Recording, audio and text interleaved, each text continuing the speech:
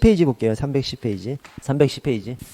행정 절차하고 정보 공개를 보도록 하겠습니다. 행정 절차, 정보 공개 이렇게 붙여놨어요. 왜 붙여놨을까요? 행정 절차, 국민의 권리를 보호하는 데 있어서 행정이 뭘 해버리고 나면 이미 침해를 받은 거잖아요. 그래서 침해를 받은 다음에 뭔가를 구제해 주는 것보다 침해를 받기 전에 절차에 참여할 수 있게 하면 진짜 훨씬 더 높은 구제 수단이 되겠죠. 그래서 이 국민의 행정의 상대방인 국민의 권리 보호 수단으로 행정 절차가 엄청 강조됩니다. 그런데 행정 절차에서 국민이 참여하려고 하면 뭘 알아야 참여하죠. 그렇죠? 자기가 뭐 궁금한 것이 있어.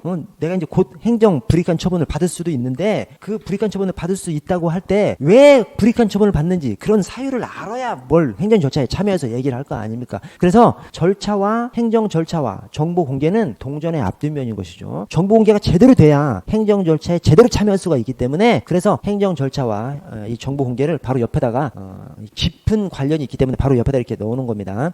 자, 행정 절차법을 보면요. 행정 절차법 그 송달을 보겠습니다. 자, 송달 1번의 송달은 여러 가지 방법으로 하는 겁니다. 여러 가지 방법으로. 그래서 우편으로도 하고 뭐 교부로도 하고 정보통신망 이용해서도 합니다. 자, 그런데 이번에 그중에서 교부에 의한 송달은 수령 확인서를 받고 문서를 교부함으로써 하는데 그 교부하는 것이 상대방의 주소지, 회사 이런 데 가서 교부해서 할 수 있는 거예요. 근데 당사자가 없으면 가족이나 종업원 등한테 전달할 수 있어요. 근데 그 사람들이 정당한 사유 없이 받지를 않아. 받는 것을 거부해. 그러면 그 2번에 맨 끝에 줄 문서를 송달할 장소에 놓아두고 그냥 와버릴 수 있습니다. 그 가족이나 종업원 등이 정당한 이유 없이 받는 것을 거부해. 그러면 그냥 거기다 놓고 올 수 있습니다. 놓고 오고 송달했다고 보는 것이죠. 이 송달이 뭐요? 여러분 지금 인가, 허가 이런 것들을 막 취소하고 이런 것들을 말하는 겁니다.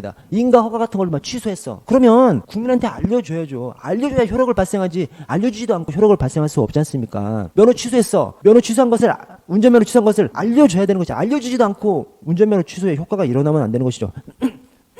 운전면허 취소했는데 알려주지도 않고 그냥 전산망에만 딱 입력한 다음에 딱 걸렸을 때 무면허 운전으로 적발하면 되겠습니까? 안 되겠습니까? 말도 안 되는 거죠. 불이익한 어떤 처분을 하면 행정의 상대방이 국민한테 알려줘야 효력을 발생하는 것이죠. 그래서 그렇게 알려줘야 되는데 그 알려주는 방법이 우편으로도 할 수 있고 교부로도 할 수 있고 정보통신망을 이용해서도 할 수 있어요. 근데 교부의 방법으로 할 때 상대방의 집이나 회사를 찾아가서 교부할 수 있는 것이죠. 근데 그때 상대방이 없으면 가족이나 종업원들한테 주고 올 수 있어요. 근데 가족이나 종업원 등이 정당한 사유가 없는데도 불구하고 받는 것을 거부해. 그러면 그냥 놓아두고 올 수 있는 거예요. 놓아두고 오고 그것을 송달했다고 보는 것이죠. 그것을 법적 용어는 이제 유치 송달이라고 하죠. 유치 송달. 놓고 유치. 놓고 왔어. 놓고 오는 방법으로 송달한다. 그래서 유치 송달이라고 하죠. 자, 3번에 정보통신망을 이용한 송달은 송달받을 자가 동의하는 경우에만 합니다. 그래서 우리 관공서 가서 뭐 업무를 처리해. 여러 가지 관공서 가서 업무를 처리하는데 공무원이 일 다 끝나면 이렇게 해줘. 이거 이메일로 가르쳐 드릴까요? 네, 이메일로 가르쳐 드릴까요? 그럼 여기 사인하세요. 그래서 관공서에는 이 정보통신망을 이용한 송달을 허락하는 거, 동의서, 그 동의서를 아예 뽑아놓고 있습니다. 그래서 이메일로 보내달라 그러면 여기 사인하세요. 딱 이렇게 내줍니다. 그 이유가 이것 때문에 그렇습니다. 동의하는 경우에만 정보통신망을 이용해서 송달할 수 있기 때문에 그 동의서 양식을 가지고 있다가 항상 사인을 이렇게 받는 거죠. 그래서 정보통신망을 이용한 송달은 송달받을 자가 동의하는 경우에만 하고요. 자, 4번에 다음에 해당하는 경우는 이 다음에 해당하는 경우가 뭐냐면 어디 사는지를 몰라. 없어져 버렸어. 그런 때를 얘기합니다. 그래서 다음에 해당하는 경우, 없어져 버린 경우, 관복, 없어져 버린 경우. 아니 송달을 해야 그 불이익 처분이 효력을 발휘하는데 그냥 한없이 나타날 때까지 기다릴 수가 없잖아요. 그래서 그렇게 없어져 버린 경우, 어디 사는지 몰라. 이런 경우에는 자, 다음에 해당하는 경우는 관보, 공보, 게시판, 일간 신문 중 하나 이상의 공고하고요. 이것은 이제 공시송달이라고 하죠. 공시송달. 자, 엔드입니다. 엔드. 인터넷에도 공고해야 됩니다. 그래서 이 공시송달의 방법이 관보, 공보, 게시판, 일간 신문 중 하나 이상의 공고하고 엔드. 인터넷에도 공고해야 됩니다. 자, 그런 사유 대상이 되는 경우가 1호 송달받을 자의 주소 등을 통상적인 방법으로 확인할 수 없는 경우. 어디 사는지 모르는 경우. 2호 송달이 불가능한 경우. 왜 송달이 불가능해? 없어져 버렸으니까 송달이 불가능하죠. 그래서 이런 경우에는 공시송달의 방법으로. 근데 공시송달의 방법이 관보, 공보, 게시판 이런 것에다가 공고하고 엔드 인터넷에도 동시에 공고해야 됩니다. 자, 아래 송달의 효력 발생을 보시면, 자, 송달은 끝에 송달받을 자에게 도달됨으로써 그 효력이 발생합니다. 실제로 받냐 안 받냐가 중요한 것이 아니죠. 도달했으면 받다고 의제해버리는 겁니다. 그래서 송달받을 자에게 도달됨으로써 효력이 발생하고요. 자, 2번에 중간에 전자문서로 송달하는 경우에는 송달받을 자가 지정한 컴퓨터 등에 입력된 때 도달된 것으로 봅니다. 자, 상대방 이메일 계정에 도달했을 때 상대방이 열어보지 않았어도 상대방 이메일에 도착해 있어. 그러면 송달은 완료된 겁니다. 그래서 효력을 발생하는 것이죠. 그 불이익 처분이 효력을 발생하는 것이죠. 자, 3번에 관보 등 공고에 의한 송달은 아까 위에서 상대방이 없어져 버렸거나 이랬을 때 하는 이 공시 송달 방법을 얘기하죠. 관보 등 공고에 의한 송달은 끝에 공고일부터 14일이 지난 때 효력이 발생합니다. 그래서 상대방이 없어졌어. 그러면 관보에 공고하고 인터넷에도 공고해. 그러면 14일이 지나면 효력을 발생합니다. 이게 뭐하고 비교해야 되냐면 저 행정관리 쪽, 행정학 파트 이제 가면 여러분 거기 행정효율과 협업촉진에 관한 규정이 이게 이름이 바뀌었어요. 이 대통령령 명칭이 뭐라고 바뀌었냐면 행정 업무의 운영 및 혁신에 관한 규정으로 바뀌었습니다. 행정 업무의 운영 및 혁신에 관한 규정. 이게 저 올해 6월달인가 6월달에 명칭이 좀 바뀌었습니다. 그래서 좀 바꿔서 좀 적어놔 주십시오. 행정 업무의 운영 및 혁신에 관한 규정상 공고 문서가 있어요. 그 공고 문서는 공고 등이 있은 때로부터 5일이 경과하면 효력 발생하거든요. 행정 업무의 운영 및 혁신에 관한 규정.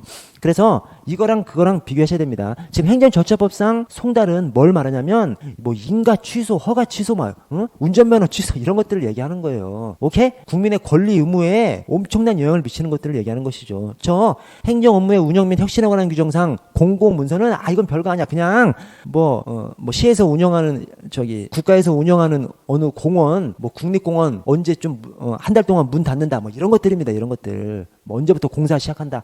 언제 며칠간 문 닫는다. 일요일 날 쉰다. 이런 것들을 그냥 공고하는 겁니다. 그래서 그것은 별거 아니니까 그냥 5일이 지난 때. 대신 이 행정절차법상 송달은 인허가 취소 이런 거 굉장히 중요한 것을 얘기하기 때문에 좀 더 예고 기간을 또 길게 두는 것이죠. 14일이 경과한 때. 그래서 행정절차법 14일이 경과한 때, 행정 업무의 운영 및 혁신에 관한 규정상 공고 문서는 5일이 경과한 때. 엄청 이거 빈출되는 지문입니다. 그래서 비교하셔야 됩니다. 자, 오른쪽 처분 절차를 볼게요. 지금 여러분 행정절차법을 보고 있습니다. 행정절차법상 처분 절차를 볼게요. 이 처분을 할 때는 의견을 청취해야 됩니다. 상대방한테. 근데 의견 청취 그 절차 안에 3가지가 있어요. 뭐냐면 청문, 공청회, 의견 제출이 있습니다. 그래서 여러분 저는 이거 그냥 청청공제 이렇게 해놨습니다. 청청공제. 왜 청청공제라고 해놨어? 통칭이 의견 청취예요. 청문, 공청회, 의견 제출을 다 합해서 의견 청취라고 합니다. 의견 청취가 통칭이지 의견 제출이 통칭이 아닌 것이죠. 그래서 의견 청취 안에 의견 제출이 있는 것이지 의견 제출 안에 의견 청취가 있는 것이 아니에요. 오케이? 그러니까 청청공제죠. 청청공제. 의견 청취 안에 청문, 공청회, 의견 제출이 있는 겁니다. 자, 먼저 청문, 공청회, 의견 제출이 있는데 청문하고 공청회 개최 사유를 비교하셔야 됩니다. 이게 올해 초에 바뀌어가지고 원래는 작년 말에 바뀌어가지고 하여튼 작년에 바뀌었어요. 작년에 바뀌어가지고 원래는 사유가 똑같았었어. 근데 서로 달라져 버렸습니다. 사유가. 그래서 전에는 법행료 똑같았었어요. 근데 지금 바뀐 것이 법행취, 법행료가 된 것이죠. 자, 청문은 개최 사유가 법행취입니다. 법행취. 근데 공청회는 법행료예요. 법행료. 그리고 의견 제출은 그런 사유가 아니라 의견 제출은 개방적으로 규정하고 있습니다. 의견 제출은 청문, 공청회를 거치지 않는 경우 원칙적으로 의견 제출은 다 그냥 거치도록 의견 제출은 개방적으로 개최 사유를 규정해 놓고 청문하고 공청회는 개최 사유를 딱 그냥 찍어 놓은 것이 법행취, 법행료입니다. 자, 법행취가 뭐냐면 자, 다음 어느 하나에 해당하는 경우 청문을 한다. 그러면서 법행취, 법령 등에서 규정하고 있는 경우, 그다음에 행정청이 필요하다고 인정하는 경우, 그다음에 인허가 등의 취소. 그러니까 심각한 불이익 처분이죠. 심각한 불이익 처분 안에는 인허가 등의 취소도 있지만 신분 자격의 박탈도 있고요. 설립허가의 취소. 딱 봐도 국민한테 엄청 침해를 끼치는 거 그런 것들을 몇 개 규정한 다음에 그것을 할 때는 청문을 거치도록 해놨습니다. 그래서 전에는 청문도 이 공청회 세 번째 법행료 상대방이 요구하는 경우 이것을 두고 있었어요. 근데 그것을 아주 그냥 불이익한 취소, 박탈, 취소 이런 것으로 바꿔놔버렸습니다. 그래서 상대방이 요청하는 경우가 아니라 하더라도 이 심각한 불이익 처분은 반드시 청문을 개최하도록 그렇게 해놨습니다. 그래서 법행취, 법령대에서 청문을 규정하고 있든지 행정청이 필요성 인정하든지 그다음에 인허가 등의 취소, 신분 자격 박탈, 설립허가 취소 이렇게 심각한 불이익 공익처분에서는 청문을 거치도록 그렇게 해놨고요. 자, 공청회 개최 사유는 법행취, 법행료입니다. 법행료. 그래서 법행은 똑같아요. 법령 등에서 개최하도록 규정하고 있는 경우, 그다음에 행정청이 인정하는 경우. 근데 마지막이 요입니다. 요. 상대방이 요구하는 경우. 그래서 당사자 등이 공청회 개최를 요구하는 경우. 그래서 법행취, 법행료, 법행취, 법행료 이렇게 생각해 주시고, 자, 의견 제출은 좀 개방적으로 규정했습니다. 그래서 행정청이 당사자에게 의무를 과하거나 권익을 제한하는 처분을 함에 있어서 청문이나 공청회의 경우 외에는 당사자 등에게 의견 제출의 기회를 줘야 됩니다. 그래서 의견 제출은, 그러니까 청문, 공청회 의견 제출이 있는데 일정한 사유에 있어서 청문이나 공청회를 하는 것이죠. 그 사유 외에는 의견 제출의 기회만큼은 꼭 주라는 겁니다. 그래서 뭐 의견 제출 뭐 있어? 그냥 의견 제출하는 거지 뭐 별것도 아니잖아요. 그래서 그것은 청문, 공청회를 하는 경우가 아니면 의견 제출 기회만큼은 반드시 주도록 그렇게 개방적으로 규정하고 있습니다. 자, 2항에 당사자 등은 처분 전에 행정청에 서면이나 말로 또는 정보통신망을 이용해서 의견 제출을 할 수 있습니다. 의견 제출, 의견을 제출하는 것이기 때문에 꼭 서면이 아니라도 말로 또는 정보통신망 이용해서 할 수 있도록 그렇게 해놨고요. 자, 저 아래에 문서 열람 복사 청구권을 보겠습니다. 이 문서 열람 복사 청구권이 행정절차법에 별도로 규정되어 있는 거예요. 근데 이게 행정절차법에 규정이 없다 하더라도 정보공개법에서 공공기관의 정보공개에 관한 법률로서 문서 열람 복사 청구권이 인정되죠. 그러나 행정절차라는 것이 엄청 중요하기 때문에 이 절차상 특별히 더 관심을 갖고 정보를 공개해줘라 라는 의미로서 행정절차법에 별도로 규정을 하고 있습니다. 근데 그 별도의 규정이 의견 청취 절차 중에서, 의견 청취 절차가 청문, 공청회 의견 제출인데 의견 청취 절차 중에서 그 모든 절차가 아니라 공청회는 빼고 청문하고 의견 제출만. 그래서 거기 보시면, 자, 의견 제출의 경우, 또 밑에 청문의 경우, 그 아래 문서의 열람 또는 복사를 요청할 수 있고요. 그 아래 이 경우 행정청은 다른 법령에 따라 공개가 제한되는 경우를 제외하고는 그 요청을 거부할 수 없다 라고 해서, 이 사실은 정보공개 청구권이거든요. 정보공개 청구권인데, 정보공개 청구권을 행정 절차 안에서의 의견 청취 절차에서는 특별히 강조를 해놓은 겁니다. 그래서 거부하지 못하도록 특별히 강조를 해놨습니다. 그래서 그것이 의견 청취 절차, 모든 절차가 아니라 공청회는 빼고 청문하고 의견 제출만. 이것도 역시 최근에 작년에 원래 청문회만 이게 규정이 있었거든요. 근데 의견 제출까지 추가로 규정이 들어왔습니다. 그래서 이제 공청회만 해당되지 않는 것이죠. 공청회는 그럼 뭘로 해? 공청회는 또 정보공개법상 정보 공개하면 되는 겁니다. 그런데 행정절차법에서 특별히 강조해 놓은 것이 청문하고 의견 제출에서만. 다음 페이지 보시면 자, 4번에 확약 볼게요. 확약이 뭐죠? 확약. 확실하게 약속하는 겁니다. 확약. 그래서 우리 처분을 하는 것은 그냥 처분이지 않습니까? 근데 처분을 하지 않고 처분을 해주겠다고 확실하게 약속하는 것이 확약입니다. 그래서 확약. 이 확약이 지금 우리가 뭘 보고 있어요? 행정절차법을 보고 있습니다. 행정절차법에 확약 절차가 있는 거예요. 확약 절차가 규정이 되어 있는 겁니다. 그래서 의의를 보시면 법령 등에서 당사자가 신청할 수 있는 처분을 규정하고 있는 경우, 그래서 본 처분, 어떤 처분을 할 수 있다, 이런 처분 권한을 규정하고 있는 경우 그 처분을 해줄 것을 확실하게 약속할 수도 있는 것이죠. 그래서 이 확약은, 행정절차법상 확약을 하려면 확약을 할 수 있다는 별도의 근거가 필요 없어요. 그냥 본 처분을 규정하고 있으면 그 본 처분을 해주겠다고 약속도 할 수 있는 것이죠. 이걸 갖다가 본 처분 권한 포함설이라고 합니다. 즉 행정청이 확약을 하는 데 있어서는 별도의 권한 규정이 필요치 않고 그냥 본 처분을 할 수 있다라고 규정하고 있으면 그 본 처분을 해줄 것을 약속할 수도 있는 것이죠. 논리적으로도 맞는 거예요. 아니, 운전면허 처분을 할 수 있으면 운전면허 처분을 해주겠다고 약속도 할 수 있는 거죠. 그렇죠, 행정청이. 그래서 운전면허 처분을 할 수 있다라는 규정 외에 별도로 운전면허 처분을 해주겠다고 약속할 수 있다, 이런 규정이 없다 하더라도 운전면허 처분을 해줄 수 있다고 하면 그 규정 안에 약속도 할 수 있다는 것까지 포함되어 있다고 보는 겁니다. 그걸 갖다가 본 처분 권한 포함설이라고 하고요. 그래서 확약은 본 처분, 그 약속하려고 하는 본 처분의 권한이 규정만 돼 있으면 별도로 확약을 할 수 있다는 규정이 없어도 확약은 할 수 있습니다. 자, 방식이, 확약은 문서로 해야 됩니다. 문서로. 이게 학설에서는 이제 견해가 다 나눴었죠. 근데 행정절차법에서는 문서로 하라는 겁니다. 문서로. 왜 그래? 확약, 이 행정절차법에서 규정한 확약은 일정한 경우 외에는 기속되거든요. 행정청이. 기속되기 때문에 문서로 한 것만, 문서로 약속한 것만, 이런 거 갖추면 이런 처분을, 인허가 처분을 해주겠다라고 행정청이 약속을 했으면, 문서로 약속했으면 기속이 걸리게끔, 거기에 구속되게끔 그렇게 만들어놨습니다. 거기에 기속력이 들어가기 때문에 그래서 문서로 하도록 해놨습니다. 확약.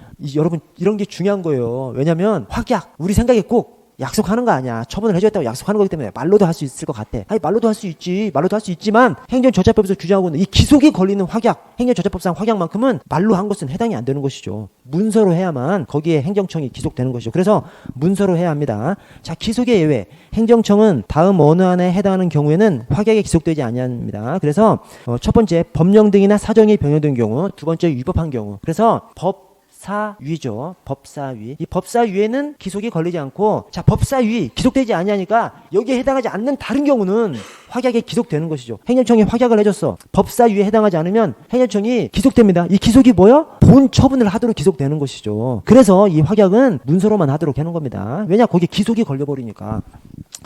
자, 아래 당구장 표시를 보시면 이 확약이 행정행위에 해당하는지 여부가 학설과 판례가 갈리는데, 학설은 하여튼 견해 다툼이 있습니다. 견해 다툼이 있는데 판례는 확약은 행정행위가 아니다 이렇게 좀 봤습니다. 그래서 확약이 행정행위에 해당하는지 견해 다툼이 있는데, 학설은 긍정설이 다수설이에요. 근데 판례는 부정설입니다. 그래서 이 판례가 이 어업권 면허 우선순위 결정 판례인데, 어업권 면허에 선행하는 우선순위 결정은, 그래서 이게 뭐냐면 어업권 면허, 뭐 바다에서 뭐 오징어 잡이 허가건 뭐 이런 것을 해줄 때 그냥 한 번에 딱 해주는 것이 아니라 지금 안 해주는데 우선순위 결정으로서 딱 순번을 매겨 놓는다는 거예요. 순번을 매겨 놓은 다음에 이미 허가를 가지고 있는 사람들이 뭐 죽거나 이렇게 해서 일정한 기간 지나면 자리가 생기지 않습니까? 그 자리를 사전에 우선순위 결정해 놓은 순위대로 그냥 해주는 거야. 그러니까 꼭 우선순위 결정이 야 너 다음번에 해줄게 이런 말이랑 똑같지 않습니까? 그래서 이제 학설이 이 어업권 면에 선행하는 우선순위 결정이 확약이라고 하고, 또 그 확약에 구속된다 이렇게 이제 학설이 봤었는데, 여기서 판례가 뭐라고 했냐면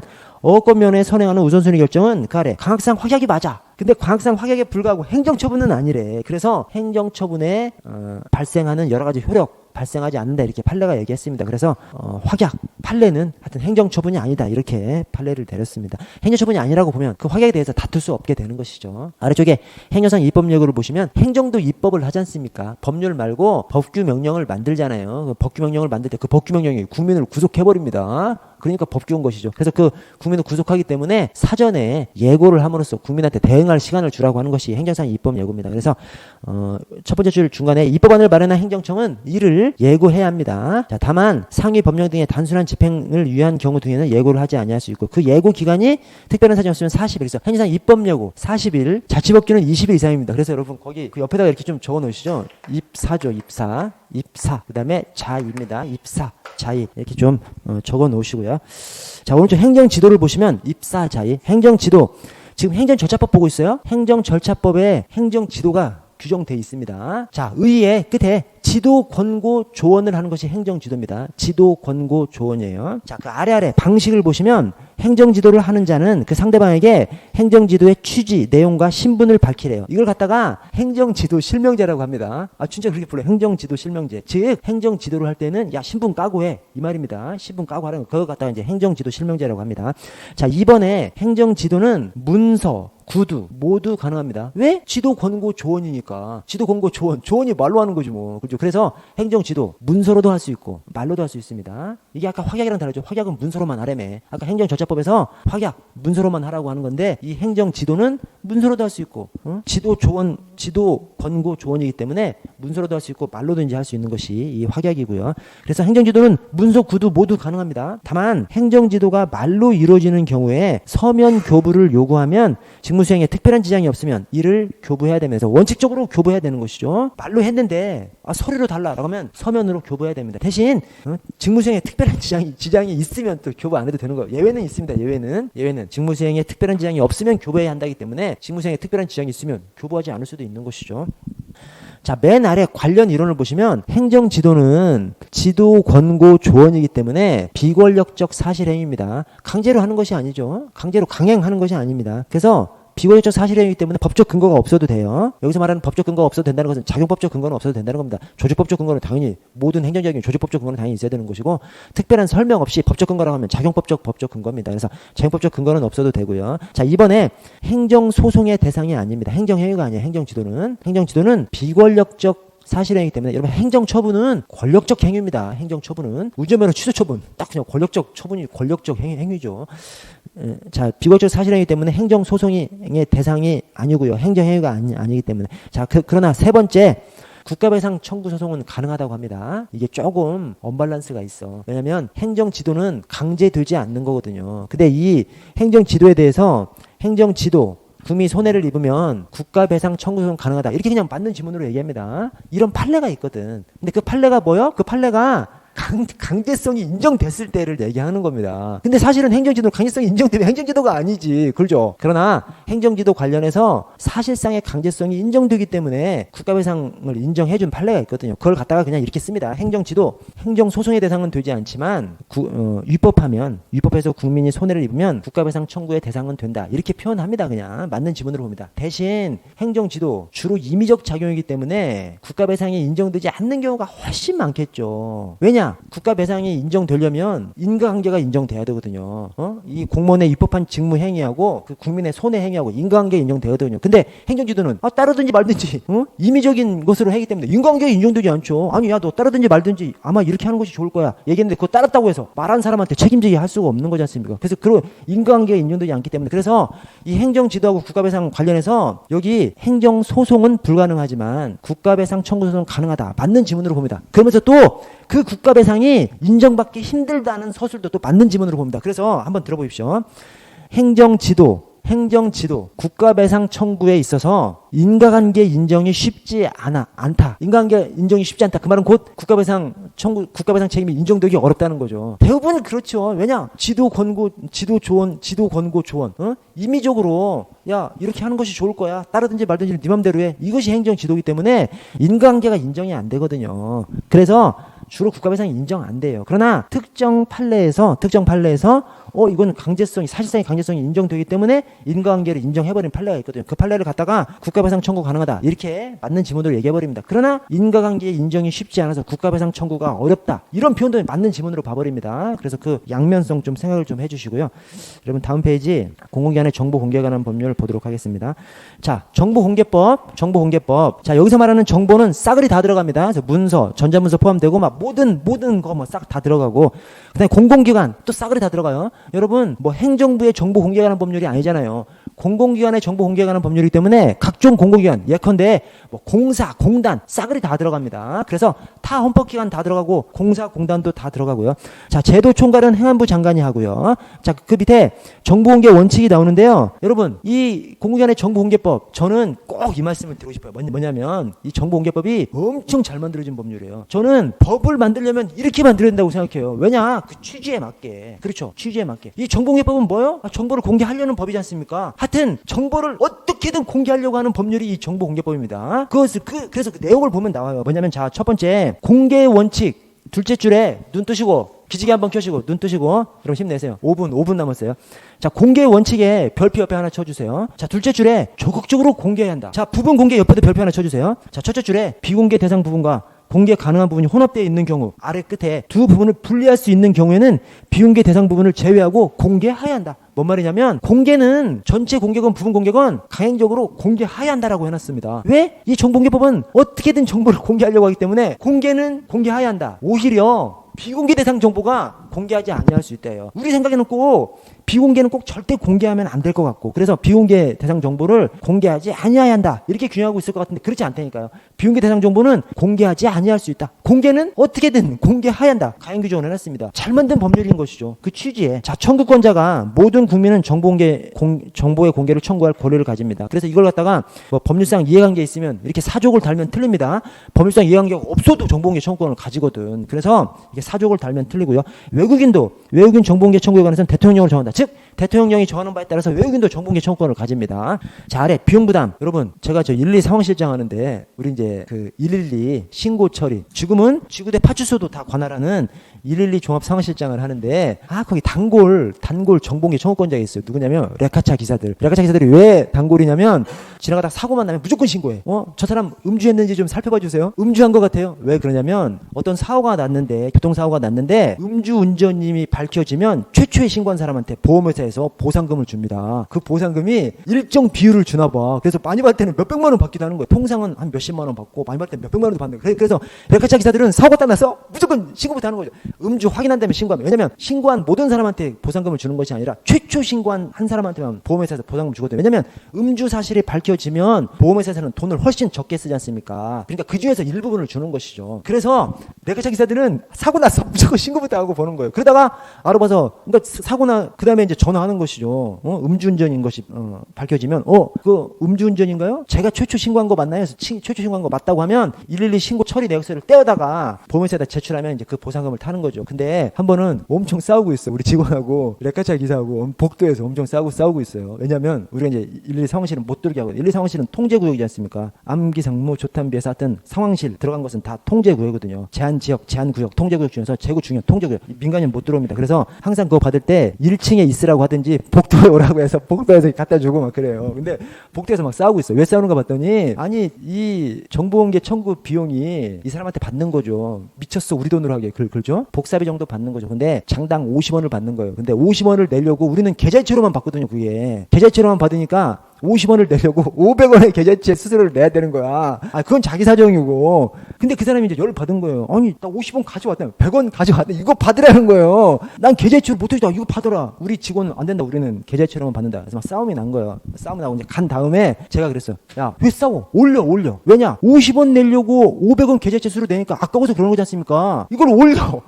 장당 500원을 올리든 1000원을 올리든 아니 1000원 낼 통상 112 신고 처리 내역서가 2장 이상으로 돼 있으니까 장당 500원으로만 올려도 1000원이 되니까 1000원 내려고 500원 수수료 내는 것은 괜찮잖아요. 느낌상 억울하지 않잖아요. 올려. 사람들이 다 반대하더라고. 그래서 제가 너무 올리지는 못하고 200원으로 올렸어요. 200원으로. 50원에서 200원으로. 200원으로 올리니까 통상 2장, 3장, 4장 되니까 400원, 600원, 800원이 되니까 좀 덜 아쉬운 거예요. 그 다음부터 항의를 안 해요. 항의하면 또 올리니까 항의를 안 했겠죠. 하여튼 여러분 상대방한테 받는 겁니다. 우리가 왜 그러냐면 책 한 권을 통째로 복사해달라고 하는 사람도 있어요. 그러면 우리 막 종이, 나라 세금 가지고 종이 쓰는 건데 어떻게 안 되지 않습니까? 그래서 장당해서 받아가지고 그거 다 그냥 국고로 넣습니다. 우리가 그냥 따로 쓰는 것이 아니라 계좌이체를 받아가지고 다 국고로 넣습니다. 어쨌든 실비의 범위에서 청구인이 부담합니다. 요청한 사람한테 받아내는 것이죠. 자, 근데 그 사용 목적이 공공복리의 유지 증진을 위해서 필요하다고 인정되는 경우에는 비용을 감면할 수 있습니다. 비용 감면할 수 있어요. 그리고 이 조항이 왜 들어왔을까요? 시민단체 때문에 들어온 거죠. 시민단체가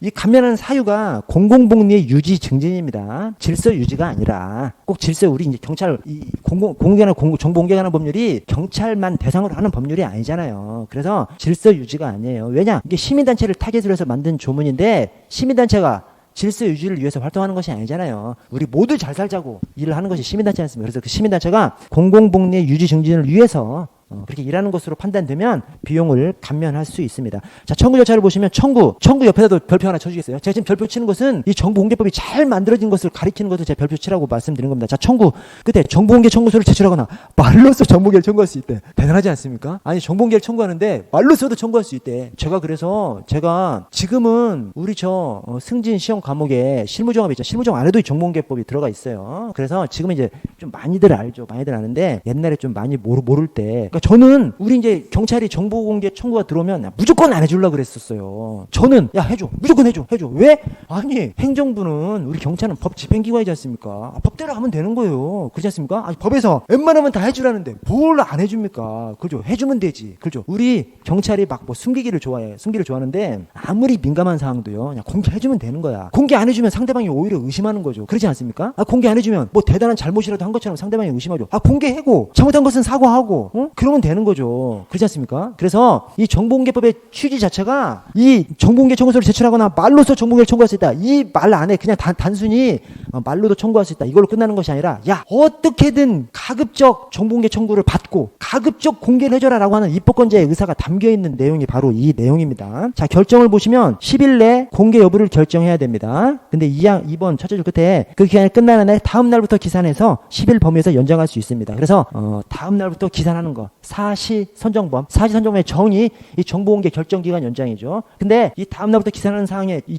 사시선정범의 정의 정보공개 결정기간 연장도 있지만 정보공개 이의신청 결정기간 연장도 똑같이 다음 날부터 기산합니다. 그래서 오른쪽 보시면 통지를 보시면 공개를 결정한 경우 공개 일시 장소 등을 분명히 밝혀서 청구인에게 통지해야 되고요. 자, 이번에 사본 또는 복제물의 교부를 원하는 경우에는 이를 교부해야 됩니다. 다만 아래 양이 너무 많아서 정상적인 업무 수행에 현저한 지장을 초래할 우려가 있는 경우에는 나눠서 제공하거나 열람과 병행해서 제공할 수 있습니다. 즉, 이 사본 복제물 교부를 해주는 것이 원칙인데 무조건 해줘야 하는 것은 아니죠. 왜냐? 책 한 권을 복사해달라고 하는 경우가 있거든요. 그러면 CCTV 달아놓고 CCTV 밑에 복사기 놓고 야 네가 해가 그렇게 하는 것이죠. 왜냐? 그거 다 해주다가는 일을 할 수가 없으니까. 그래서 이 사본 복제물의 교부 원하는 경우 해주는 것이 원칙이지만 무조건 해주는 것은 아닙니다. 아래 비공개 결정을 한 경우에는 자 비공개 결정을 한 경우 끝에 지체 없이 문서로 통지해야 되고요. 이때 끝에 어느 규정에 해당하는 비공개 대상 정보인지를 포함해서 상세하게 구체적으로 밝혀서 통지해줘야 됩니다.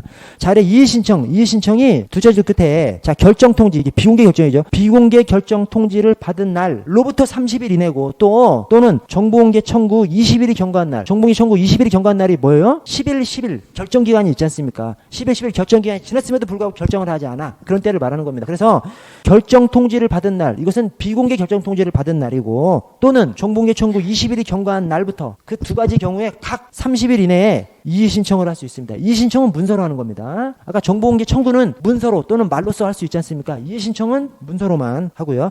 자, 사망을 보시면 이의신청의 결정기간이 자 7일 이내 그 다음에 거기서부터 셋째 줄 끝에 그 기간이 끝나는 날에 다음 날부터 기산해서 다시 7일 이내 연장할 수 있습니다. 그래서 7일 이내 다음 날부터 7일 이내 연장할 수 있습니다. 7일 이내 결정이 되고 기간이 끝나는 날에 다음 날부터. 그래서 이 다음 날부터 기산하는 사항에 사시 선정범의 정의 정보공개 결정기간 연장도 있지만 정보공개 이의신청 결정기간도 있고요. 여기서 한 걸음 나가서 행정기본법상 이의신청 결정기간의 연장도 14일 내 다시 다음 날부터 10일 내 행정기본법상 이의신청 결정기간 장도 다음 날부터 기산합니다. 자, 행정심판 이의신청 거치지 않고 행정심판 청구할 수 있고요. 자, 행정소송 이의신청이나 행정심판 거치지 않고 행정소송 청구할 수 있습니다. 그래서 우리 행정소송에서 행정심판 거쳐야 되냐 말아야 되냐 임의적 전치주의를 취하고 있죠. 임의적 전치주의. 행정심판 거쳐도 거치지 않아도 됩니다. 근데 특정 법률에서 행정심판 반드시 거치라고 하면 이제 거쳐야 되는 거고요. 근데 정보공개법은 그냥 일반적인 경우를 따라서 이의신청이나 행정심판 거치지 않고 행정소송 갈 수 있습니다. 자, 아래 제3자의 보호를 보시면 자, 제3자 통지. 정보공개 청구를 받았는데 제3자하고 관련돼 있어. 그럼 제3자한테 통지를 해줘야 됩니다. 언제? 지체 없이 통지를 해주면 그 제3자는 3일 내 비공개 요청을 할 수 있습니다. 그럼에도 불구하고 공개를 하려면 또 지체 없이 또 통지를 해줘야 돼요. 그러면 이의신청을 할 수 있는데 이 제3자가 7일 내에 이의신청할 수 있습니다.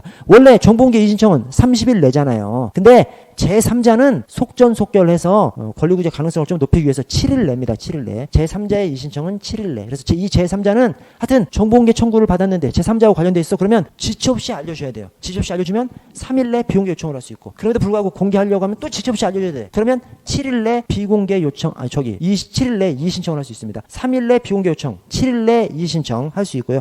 그다음에 맨 끝에 공개 결정일과 공개 실시일 사이에 최소한 30일의 간격을 둬야 됩니다. 이 제3자가 있는 경우. 그래서 30일의 간격을 둠으로써 구제받을 수 있도록. 그래서 아까 맨 최초에 정보공개 결정기간이 10일 내잖아요. 그 10일 내가 공개 여부를 결정하는 겁니다. 10일 내 반드시 공개하라는 것이 아니에요. 공개 여부만 결정하라는 거예요. 실제 공개는 그 뒤에 있을 수도 있고 10일 내 공개하라는 것이 아니라 공개 여부를 결정하라는 겁니다. 아, 여러분 저 시간이 많이 돼서 좀 쉬었다 할게요. 20분에 시작하겠습니다. 네, 여러분 저 두 번째 시간 316페이지 볼게요. 316페이지. 아까 정보공개법을 다 끝내지 못했네요. 그래서 자, 비공개 대상 정보가 나옵니다. 자, 비공개 대상 정보 첫째 줄 끝에 다음 각호 어느 안에 해당하는 정보는 공개하지 아니할 수 있다. 이게 비공개 대상 정보예요. 아니, 비공개 대상 정보는 공개하지 아니할 수 있다. 그래서 문맥으로만 따져보면 공개할 수도 있어요. 공개하지 아니할 수 있다고 돼 있으니까 공개할 수도 있는 거죠. 그래서 공개 대상 정보는 뭐 적극적으로 공개해야 된다. 또 부분 공개 두 부분으로 나눌 수 있어. 그러면 비공개 대상 부분을 제외하고 나머지 부분 공개해야 한다. 하여튼 공개는 공개해야 한다. 비공개는 공개하지 아니할 수 있다. 이게 정보공개법의 엄청난 특징이고요. 자, 그 비공개 대상 정보 안에 4호의 중간에 범죄 예방, 수사, 공소의 제기 및 유지. 그래서 우리 경찰 안에서 일부 정보가 이 비공개 대상 정보에 해당하고요. 또 저 6호를 보시면 해당 정보에 포함되어 있는 성명, 주민등록번호 등 개인정보로서 공개될 경우 사생활의 비밀 자유를 침해할 우려가 있다고 인정되는 정보. 즉 개인정보는 비공개 대상 정보인 것이죠. 근데 그 뒤에 가로에 다만 직무를 수행한 공무원의 성명, 직위 등 일정한 사항은 제외, 비공개 대상에서 제외되는 겁니다. 공개 대상이 돼버리는 것이죠. 공무원의 소속 성명 이런 것들은 공개 대상 정보인 것이죠. 비공개 대상 정보가 아닌 것이죠. 그래서 우리가 제가 있을 그 112 종합 상황실에서 112 신고 처리 내역서, 112 신고 처리 내역서를 정보 공개하면 거기다가 개인들 이름이 나오지 않습니까? 뭐 신고해서 우리 엄마가 뭐 죽으려고 그래. 그러면 엄마 이름이 어떻게 돼요? 한번 그 이름 같은 거 112 신고 처리 내역서에 다 담겨 있거든요. 그래서 그거를 정보 공개를 딱 해줄 때에는 그 이름, 뭐 주민등록번호, 전화번호 있는 곳은 다 견출지, 띠지로 딱 이렇게 붙여가지고 안 나오게끔 해서 복사해서 이렇게 줍니다. 근데 이름이 나오는 게 있어. 출동한 경찰관의 이름. 출동한 경찰관의 뭐 이름, 소속, 계급 이런 것들은 지우지 않고 그냥 공개해줘 버립니다. 왜 그러냐면 그것이 주로 어디로 가? 여러분 사람들이 112 신고 처리 내역서를 왜 떼보냐면 아까 그렇게 보험회사에서 돈 받으려고 하는 사람도 있습니다만 법원에다 제출하려고 하는 사람도 있어요. 왜냐면 뭐 부부간에 이혼하려고 그래. 그럼 옛날에 112 신고 처리한 거 이런 것들 법원에서 필요로 하는 것이죠. 또 누가 싸웠어. 그러면 내가 먼저 공격했는지 상대방이 먼저 공격했는지 이런 것들이 최초 신고받아서 출동한 경찰관이 작성한 거기에 그런 잘잘못 같은 것들이 나와 있는 확률이 많이 있지 않습니까? 그래서 그걸 갖다가 법원에다 증거 자료로 제출하려고 떼가는 경우가 많이 있거든요. 그때 법원에다 제출하면 법원에서 거기에 적혀있는 담당 경찰관을 출석 요구하는 경우가 많습니다. 근데 우리가 그 이름을 지워서 하면 법원에서 또 그 이름 알아본다고 또 공무원 오고 막 또 우리도 일이 많이 되고 법원도 일이 많이 돼. 그래서 어쨌든 그냥 그거는 경찰관의 공무원의 출동한 공무원의 인적 사항은 비공개 대상 정보에서 제외시켜 버렸어요. 공개 대상 정보인 것이죠. 그래서 우리가 112 신고 처리 내역서를 떼줄 때 다른 개인 정보는 다 가려가지고 복사를 해서 주는데 경찰관의 계급 성명 이름 계급 성명은 그냥 놔둬서 그냥 나타나도록 해서 정보 공개를 해줍니다. 그러면 이제 법원에서 그거 보고 그 사람 출석 요구하죠. 하는 경우가 있죠. 자, 그 아래 화살표에 판례상 비공개 대상 정보가 지금 경찰 관련돼서 경찰의 보안 관련 통계 자료, 보안 관찰 관련 통계 자료, 또 폭력 단체 현황에 관한 정보. 이것은 이제 우리가 이제 비공개 결정을 했더니 상대방이 소송을 제기한 것이죠. 근데 이제 판례가 비공개 대상 정보 맞다 이렇게 판결을 해준 것이고요. 자, 2항에 공공기관은 비공개 대상 정보가 그때 비공개 필요성이 없어진 경우에는 그 정보를 공개 대상으로 할 수 있달까요? 해야 한달까요? 하여튼 공개는 해야 한다니까. 공개는 해야 한다. 네, 비공개는 공개하지 아니할 수 있다. 이렇게 서술하고 있고. 자, 아래 정보공개위원회하고 정보공개심의회를 보시면 자, 여기 정보공개심의회가 있고 정보공개위원회가 있는데 정보공개심의회는 각 기관에 전국에 수도 없이 많이 있는 것이 정보공개심의회고 우리 경찰도 경찰서마다 그냥 설치되어 있는 것이 정보공개심의회고 정보공개위원회는 딱 행정안전부 장관 소속하에 딱 하나만 있는 겁니다. 대한민국에 딱 하나만 있는 것이 정보공개위원회입니다. 자, 먼저 정보공개 심의를 보시면 국가기관 등이 정보공개 여부 등을 심의하기 위해서 설치 운영하고요. 다만 최근에 이제 법률 조항이 바뀐 것이 소속 상급기관에서 협의를 거쳐서 심의회를 통합해서 설치 운영할 수 있도록 해놨습니다. 왜냐? 우리 경찰은 정보공개 청구 엄청 들어오죠. 그러나 이제 어떤 기관은 정보공개 청구가 거의 없는 기관도 있거든요. 그런 기관은 그냥 하부 기관 단위로 다 설치할 필요 없고 상위 기관에서 합쳐서 통합해서 설치해서 운영할 수 있도록 그렇게 규정을 좀 두고 있고요. 자, 사항을 보시면 위원 중 3분의 2는 외부 전문가로 위촉해야 됩니다. 이게 규정이 좀 이상해요. 규정이 위원의 3분의 1을 딱 찍었어. 그냥 3분의 2 이상이 아니라 3분의 2는 외부 전문가로 위촉해야 된대요. 자, 다만 뭐 재판 수사 뭐 국방 뭐 이렇게 우리 군, 경, 정보 이런 거 관련된 기관은 맨 끝에 최소한 3분의 1 이상은 외부 전문가로 위촉하려야 되네. 여기도 3분의 1 이상이에요. 규정이 뭐 좀 이상해. 그죠? 통상적으로는 3분의 2는 외부 전문가로 위촉해야 되고 우리 뭐 군, 경, 정보 기관 뭐 이런 관련된 곳은 최소한 3분의 1 이상은 외부 전문가로. 그래서 우리 군, 경, 뭐 정보기관 이런 데는 조금 이제 은밀하게 일을 하는 경향이 있지 않습니까? 그래서 이제 그런 곳에서는 외부 전문가를 3분의 1 이상은 통상적으로는 3분의 2는 우리 군, 경 이런 쪽은 최소한 3분의 1 이상은 외부 전문가로 위촉해야 되고. 자, 정보공개위원회는 행정안전부 장관 소속으로 딱 하나 두는 겁니다. 대한민국에 딱 하나 두는 거. 이게 거기 국무총리 소속으로 돼 있는데 이게 올해 11월 달부터 행정안전부 장관 소속으로 바뀌어버려요. 그래서 거기 행정안전부 장관으로 좀 바꿔주시고요. 올해 11월부터 행정안전부 장관 소속으로 바뀌고요. 그래서 정보공개에 관한 정책 수립, 제도 개선 등 심의 조정하기 위해서 정보공개 총괄 부서인 행정안전부 장관 소속으로 두는 것이 정보공개위원회입니다. 2항에 위원장, 부위원장 1명을 포함한 11명의 위원으로 구성하고요. 그 11명의 위원 중에서 3항에 위원장을 포함한 7명은 공무원이 아닌 사람입니다. 그래서 위원장은 항상 민간인인 것이죠. 오케이? 위원장을 포함해서 7명이 민간위원으로 하니까 위원장은 항상 민간인입니다. 위원장은 항상 민간인. 자, 오른쪽 개인정보보호법 볼게요. 개인정보보호법. 이번 2차 시험에도 나왔어요, 이게. 개인정보보호법. 이게 딱 보면 이게 중요하지 않은 것 같은데 이 시험에 출제돼요. 그러니까 중요한 거죠. 중요한 것이 돼버렸어요. 이게 한 2년 전만 하더라도 각 이제 수험서에 이 개인정보보호법이 있기도 하고 없기도 하고 막 그랬었는데 시험에서 계속 나와요. 계속 나오니까 중요한 것이 돼버렸어요. 그래서 자, 먼저 보시면 여기서 말하는 개인정보란, 자, 개인정보란 살아있는 개인에 관한 정보로서 다음 항목의 정보를 말합니다. 살아있는 개인에 관한 정보. 자, 그러면서 가의 끝에 개인을 알아볼 수 있는 정보. 나의 해당 정보만으로는 특정 개인을 알아볼 수 없더라도 다른 정보와 쉽게 결합해서 알아볼 수 있는 정보. 그 다음에 다의 둘째 줄에 추가 정보 사용 결합 없이는 특정 개인을 알아볼 수 없는 정보. 이게 뭐냐면, 그러니까 이 말이 특정 그 추가 정보를 사용하면 알아볼 수 있는 거죠. 그래서 이게 이제 가명 정보입니다. 가명 정보. 그래서 가, 나 규정하고 다하고 언밸런스에 서로 완전 좀 반대적인 표현을 하고 있어요. 그럼에도 불구하고 다의 그 표현이 가명 정보도 여기서 말하는 개인 정보에 해당합니다. 왜냐? 가명 정보도 누설되면 다른 정보와 결합해서 특정 개인 정보인 것을 알 수가 있기 때문에, 그래서 가명 정보도 여기서 이제 보호해야 되는 개인 정보에 들어간다라고 생각을 좀 해주시고요.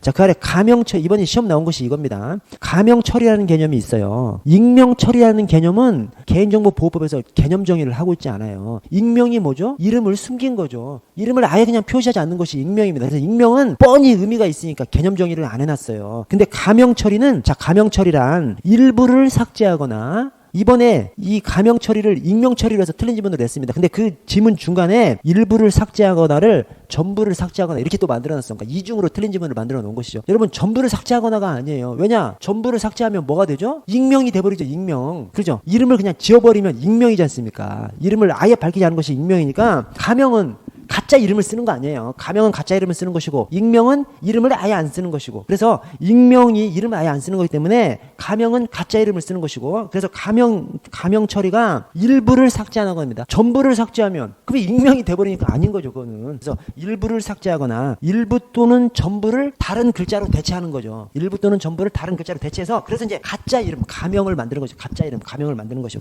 그래서 일부를 삭제하거나 일부 또는 전부를 대체하는 등의 방법으로 추가 정보가 없이 는 특정 개인을 알아볼 수 없도록 처리하는 것을 가명 처리라고 합니다. 그래서 개인정보보호법에서는 가명 처리 개념 정의만 있지 익명 처리 개념 정의는 없어요. 왜냐하면 익명 처리는 이름을 다 지워버리는 거기 때문에 그 의미가 뻔하기 때문에 이 개념 정의를 안 해놨습니다. 자, 그 밑에 정보 주체가 있고 개인정보 처리자가 있어요. 자, 정보 주체가 끝에 정보의 주체가 되는 사람입니다. 자, 개인정보 처리자는 둘째 줄에 개인정보를 처리하는 기관, 법인, 단체, 개인이에요. 오케이? 정보 주체는 사람이고 정보 처리자는 기관, 법인, 단체, 개인이에요. 정보 주체는 사람이고 개인정보 처리자는 기관, 법인, 단체, 개인입니다. 구분하십시오. 주체자는 사람이고 개인정보 처리자는 법인 자체도 개인정보 처리자로 봅니다. 자, 맨 아래 박스에 당구장 2개가 있는데, 첫 번째 당구장 개인정보보호법에서 보호되는 개인정보는, 자, 먼저 자연인에 대한 정보입니다. 왜냐? 법의 개념 정의에서 개인정보를 살아있는 개인에 관한 정보로 정의해 놨기 때문에 개인정보보호법에서 말하는 개인정보는 자연인에 대한 정보고요. 그 자연인에 대한 정보가 생존하는 자연인에 대한 정보예요. 그리고 세 번째, 공공기관에 의해서 처리되는 정보뿐만 아니라 민간에 의해서 처리되는 정보도 보호 대상입니다. 왜 그래? 아까 정보공개법은 공공기관의 정보 공개에 관한 법률이죠. 오케이? 정보공개법은 공공기관의 정보공개에 관한 법률이에요. 그래서 민간한테는 적용되지 않는 겁니다. 공공기관, 우리 국가기관이나 공사, 공단 이런 거 다 합쳐서 이 공공기관에만 정보공개법이 적용됩니다. 그러나 개인정보보호법은 공공기관에라고 사족을 붙여놓지 않았어요. 그냥 개인정보보호법입니다. 그래서 개인정보보호법은 민간에도 다 적용됩니다. 죄송합니다. 318페이지는 넘어가고 319페이지 볼게요. 319페이지를 보시면, 자, 저 영상정보 처리기기, 이게 CTV죠, CTV. 영상정보 처리기기, CTV의 설치 운영 제한을 보시면, 자, 25조에, 이게 지금 개인정보보호법 보는 겁니다, 지금. 개인정보보호법. 자, 25조에 영상정보 처리기기의 설치 운영 제한. 누구든지 다음 각 호의 경우를 제외하고는 공개된 장소에 영상정보 처리기기를 설치 운영해서는 안 됩니다. 그래서 지금 여기 1, 2, 3, 4, 5가 있는 것이 공개된 장소에는 설치하지 말는 거야. 집안에는 마음대로 설치할 수 있죠. 집안에는 마음대로 설치할 수 있는데 집 옆 바깥에 설치하는 거, 이 담벼락에서 바깥을 보고 설치하는 거, 이런 것부터 이제 적용 대상을 받는 것이죠. 자, 그래서 1호, 2호, 3호, 4호, 5호가 있는데 1, 2, 4, 5는 다 공익을 위한 것이에요. 공익을 위한 거. 그래서 그냥 민간이 개인이 사익을 위해서 설치할 수 있는 것은 3회 시설 안전 및 화재 예방을 위해서만 설치할 수 있습니다. 개인은 시설 안전, 화재 예방을 위해서만 설치할 수 있고 나머지는 다 공익을 위한 거예요. 그래서 1호 법령에서 허용하고 있는 경우, 2호 범죄 예방 수사, 4호 교통 단속, 5호 교통정보 수집 분석 제공해서 나머지는 다 공공의 성격을 가진 것이고 3호만 개인도 해당하는 것인데 개인이 해당하는 것은 시설 안전, 화재 예방 이 목적으로만 할 수 있고요. 자, 2항이 이 개인정보보호법 제정되면서 목욕탕, 그 다음에 찜질방, 여기 CCTV 다 없어졌어요. 그 전에는 다 있었어요. 왜냐면 목욕탕, 찜질방 이런 데서 절도사건 겁나 나거든. 그 라커에서 막 절도사건 겁나 나가지고 이 CCTV가 막 많이 보급되니까 CCTV가 싸졌죠. 싸져가지고 그 목욕탕, 그 다음에 찜질방 이런 데 라커에 CCTV가 다 설치돼 있었죠. 지금 다 없어졌습니다. 왜 없어졌어? 여기서 못 설치하게 만들어 놔버렸어. 그래서 누구든지 불특정 다수가 이용하는 목욕실, 화장실, 발한실이 찜질방이죠. 땀내는 거, 발한, 이게 땀 한자입니다. 땀한, 발한실, 땀내는 거, 찜질방을 얘기합니다. 그래서 발한실, 탈의실 등 개인의 사생활을 현재에 침해할 우려가 있는 장소에 내부를 볼 수 있도록 영상정보 처리기를 설치 운영해서는 안 됩니다. 왜 이 조항을 뒀어? 그 영상 찍어가지고 돌리는 새끼들이 있어가지고 이제 이 조항을 둔 것이죠. 그래서 이제 두 가지 측면이 있는 것이죠. 이거 설치하면 도둑놈은 없어지는데 그 막 찍어가지고 돌리는 새끼들 때문에 그래서 이 조항을 뒀습니다. 자, 다만 교도소, 정신보건시설 등 법령에 근거해서 사람을 구금하거나 보호하는 시설 이런 곳은 이제 좀 가능하게 해놨고, 그래서 그런 교도소라든가 뭐 정신병원 이런 곳에서는 이 사람들이 이상한 행동을 할 수가 있기 때문에 그런 곳에서는 탈의실 이런 곳에다가 CCTV를 설치할 수 있는데 나머지 일반적인 목욕탕, 찜질방 이런 데는 설치하지 못하게 해놨습니다. 그래서 여러분들 목욕탕 갈 때 저는 목욕탕 아예 안 가. 가긴 가는데 가급적 어쩌다 한 번씩 가고 갈 때 그냥 현금만 가져갑니다. 현금만. 왜냐? 경찰 근무할 때 목욕탕에서 엄청 절도사건 많이 나거든요. 이 CCTV가 없으니까 절도사건 엄청 많이 납니다. 그래서 여러분들 목욕탕 갈 때 이 뭐 지갑, 그다음에 노트북 이런 거 가져가시면 안 됩니다. 하여튼 절도의 가장 사각지대가 우리 대한민국 경찰이 전 세계적으로 가장 뛰어난 경찰이죠. 그만큼 확실합니다. 뭐 엄청 강력 사건 거의 다 잡아버리죠. 중요한 강력 사건은 다 잡아버리고 조금 덜 중요한 것들은 하여튼 그것도 많이 잡고 그럽니다. 근데 주로 뭐 때문에 잡아? CCTV 까서 잡는 겁니다. 중요한 사건일수록 막 길 쫙 까버려요 그냥. 그래서 그 완전 노가다죠, 노가다. 그래서 여러분들 길 지나가다가 전봇대 위에 사람이 매달려 있어. 근데 그게 저거 뭐 일한 노동자가 아닌 것 같아. 경찰입니다. 왜냐? CCTV가 전봇대 위에 매달려 있는 경우가 있거든요. 그러면 전봇대 위에 매달려 있으면 그 영상을 확인할 수 있는 게, 그러니까 그 본체가 다른 사무실에 있는 경우가 많이 있죠. 근데 전봇대에 붙어있는 경우가 있어, 본체가. 그러면 거기 올라가서 거기서 막 살펴보고 거기서 따와야 돼. 그래서 경찰관들이 전봇대에 매달려가지고 이 CCTV 막 복사하고 있는 경우가 많이 있습니다. CCTV 따가지고 다 잡는 거예요. 목욕탕은 CCTV 없으니까 못 잡아. 그래서 목욕탕 갈 때는 하여튼 이 귀중품 안 가지고 가는 것이 최상책이죠. 자, 사항을 보시면 사항에 첫째 줄 끝에 영상정보 처리기기 운영자는 정보 주체가 쉽게 인식할 수 있도록 다음 각호의 사항이 포함된 안내판을 설치하는 등 필요한 조치를 해야 합니다. 안내판 반드시 설치해야 되는 것이죠. 그래서 어디 담벼락에 CCTV 설치돼 있어도 거기 이렇게 돌아다 보면 저 구석에 하여튼 안내판 설치돼 있어요. 설치되지 않으면 안 되고 이것도 제재 수단도 있거든요. 그래서 CCTV가 설치돼 있으면 무조건 안내판 이렇게 설치하도록 해놨습니다.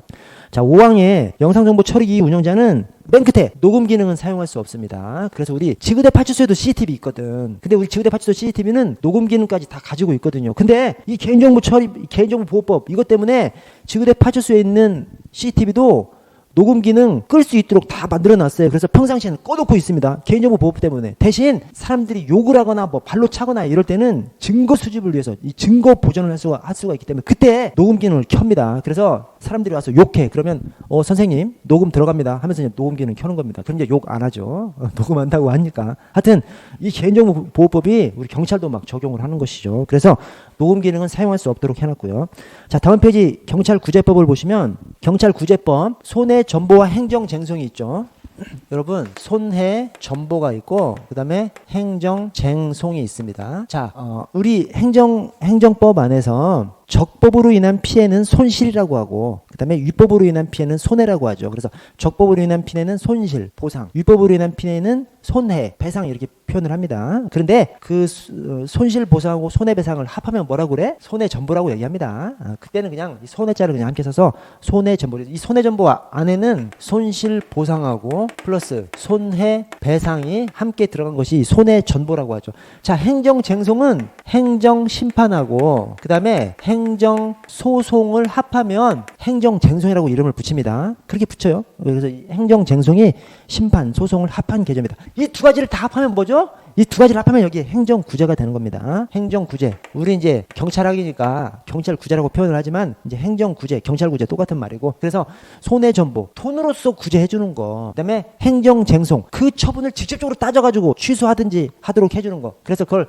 다 합해서 행정구제라고 합니다. 행정구제 안에 손해전보와 행정쟁송이 다 들어가 있습니다. 먼저 손해전보를 보시면요. 손해전보 안에서 손실보상을 보시면, 자, 손실보상 먼저 손실, 적법에 의한 피해죠. 적법에 의한 특별한 희생, 적법한 공권력 발동에 의한 특별한 희생. 그래서 자, 공공필요에 의한 적법한 공권력 행사. 여기서 유법이 들어가면 틀립니다. 손실보상은 적법한 공권력 행사, 적법이 들어가야 되고, 그 적법한 공권력 행사로 인해서 개인의 재산에 가해지는 특별한 손해에 대해서 그때 보상하는 것이 손실보상입니다. 그래서 그 재산에도 동그라미 치우죠. 개인의 재산. 원래 손실보상은 적법한 공권력 행사로 인한 재산권 침해에 대해서 보상해주는 것이 손실보상입니다. 자, 근거를 보시면 헌법상 근거 두째 줄 끝에 정당한 보상을 지급해야 됩니다. 이것도 근데 역시 그 위에 재산입니다. 재산.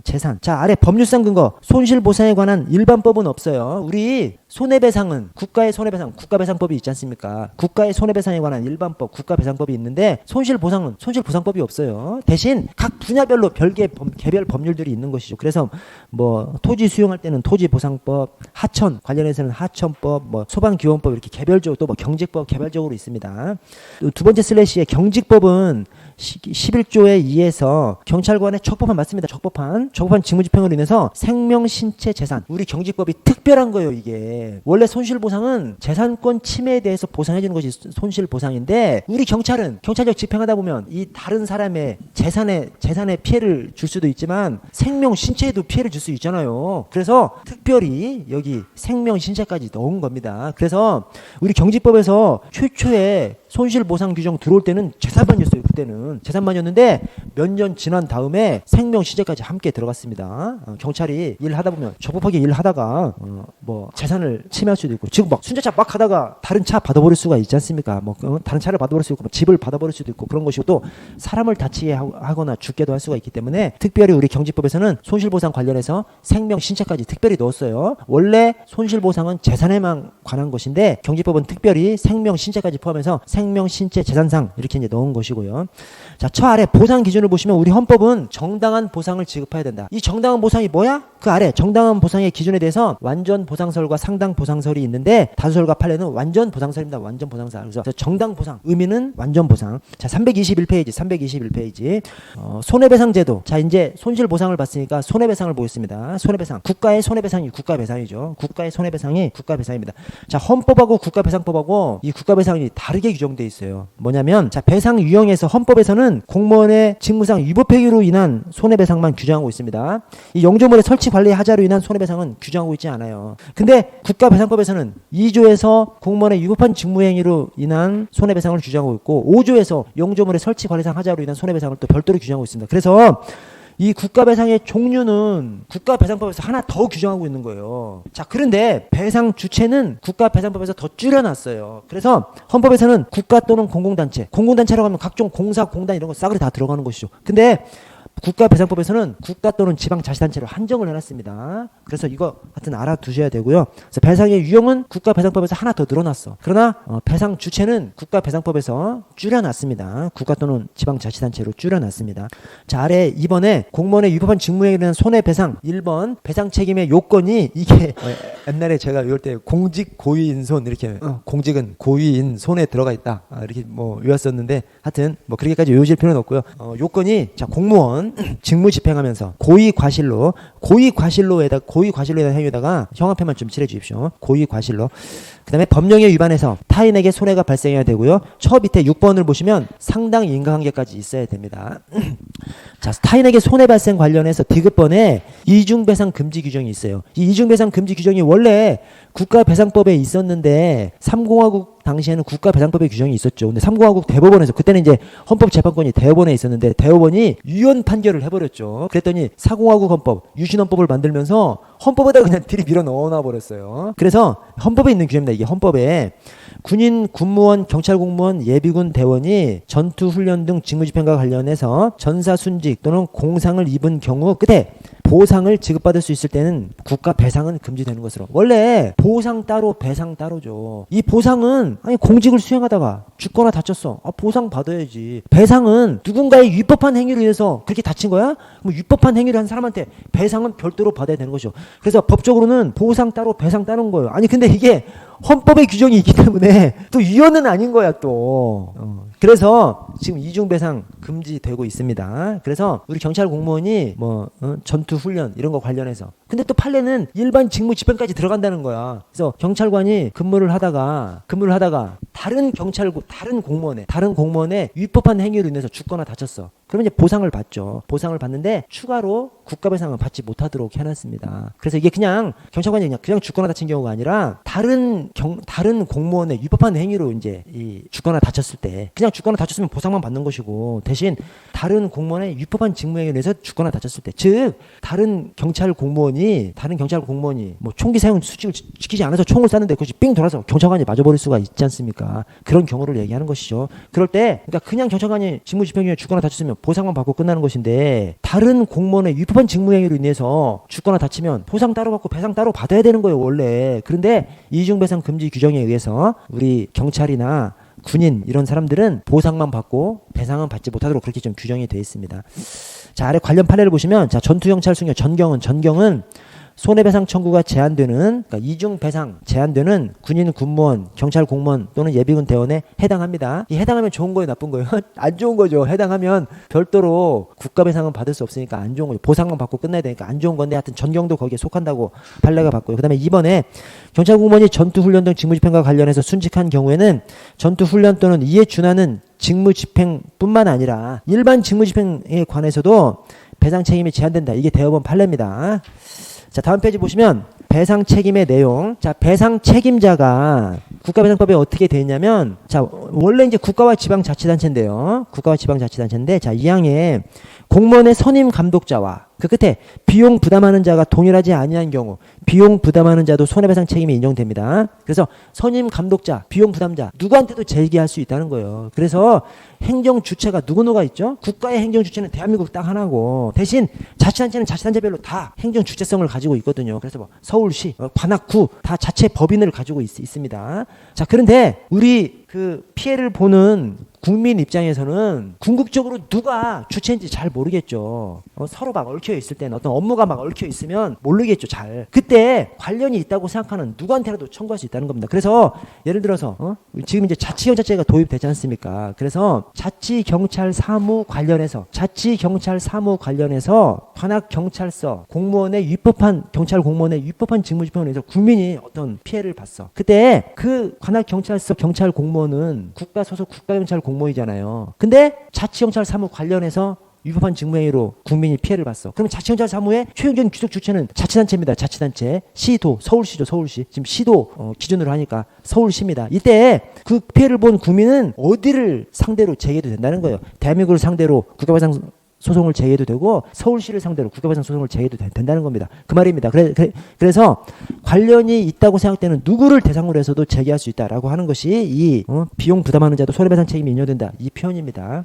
자, 아래 구상권을 보시면 그럼 구상권이라는 것이 뭐예요? 구상권이라는 것이 물어줄 책임이 없는 자가 물어줬을 때 물어줄 책임이 있는 사람한테 너 토해내라고 하는 것이 구상권입니다. 자, 이 국가배상이라는 것이 누가 위법한 직무행위를 해서 국가배상을 해주는 거예요? 공무원이 위법한 행위를 한 거예요. 근데 국가가 물어준 것이죠. 공무원이 위법한 행위를 한 것에 대해서 국가가 물어준 겁니다. 실제로는 공무원이 잘못한 거예요. 이때 국가가 물어줬어. 물어준 다음에 진짜로 잘못한 공무원한테 야 토해내 라고 하는 것이 구상권입니다. 근데 자, 제가 아까 요 전 페이지에서 배상 책임의 요건에서 고의 과실로 인한 행위다 형합형을 칠해주라고 했지 않습니까? 우리 경찰 안에서 흔히 고의 과실이 나오면 흔히 틀리거든요. 왜냐? 고의 중과실이지 고의 과실이 나오면 흔히 틀리잖아요. 그러나 국가 배상 책임의 성립 요건에서는 고의 과실입니다. 즉 고의 과실로 뭐 위법하게 이렇게 뭘 하면 국가배상 책임이 인정됩니다. 국가배상 책임의 인정 요건은 고의 과실이에요. 그 공무원의 위법한 직무집행 행위가 고의 또는 과실로 이루어졌어야 돼요. 고의 과실이 없으면 국가배상 책임이 인정되지 않습니다. 고의 또는 과실입니다. 고의 또는 중과실이 아니라 고의 또는 과실이에요. 근데 그러니까 국가배상 책임이 인정되는 경우가 고의 또는 과실이죠. 근데 고의 또는 과실인 그 모든 경우에 국가가 물어준 다음에 공무원한테 토해내라고 하는 것이 아니라 공무원한테 고의 또는 중과실이 있는 경우에만, 즉 공무원한테 경과실이 있는 경우에는 토해내라고 하지 못하는 거죠. 그래서 여기 구상권 행사는 국가나 이 자치단체가 국가배상 책임을 해주는 경우가 고의 과실일 때 국가배상 책임을 해주는데, 대신 공무원한테도 토해내라고 할 수 있는 경우에는 공무원이 고의 중과실이 있을 때, 아니 공무원이 경과실이 있을 때에도 배상은 해주지 않습니까? 배상은 해주지만 배상해주고 난 다음에 경과실까지 너 토해내라고 하면 공무원 못 해먹죠. 그래서 너 토해내라고 하는 구상권 행사할 수 있는 경우는 고의 중과실인 경우면, 즉 경과실은 봐주는 거죠. 그냥. 그래서 경과실인 경우에는 구상권을 행사하지 못합니다. 아래 배상 청구권의 양도 압류 금지. 생명 신체 침해에 대한 배상 청구권은 양도 압류가 금지됩니다. 그래서 돌이켜서 얘기하면 이 배상 청구권이 이 생명 신체 재산에 대한 것까지 들어가잖아요. 그래서 재산권 침해에 대한 배상 청구권은 양도 가능합니다. 생명 신체에 대한 배상 청구권이 양도 압류 금지이기 때문에 재산권 침해에 대한 배상 청구권은 양도가 가능하고요. 자, 아래 국가배상법 5조에 영조물 설치 관리상 하자로 인한 손해배상. 그래서 국가배상법이 2조에서 공무원의 위법한 직무집행 행위로 인한 국가배상, 5조에서 영조물의 설치 관리상 하자로 인한 국가배상. 여기 저 의에서 당구장에 공무원의 영조물이 나옵니다.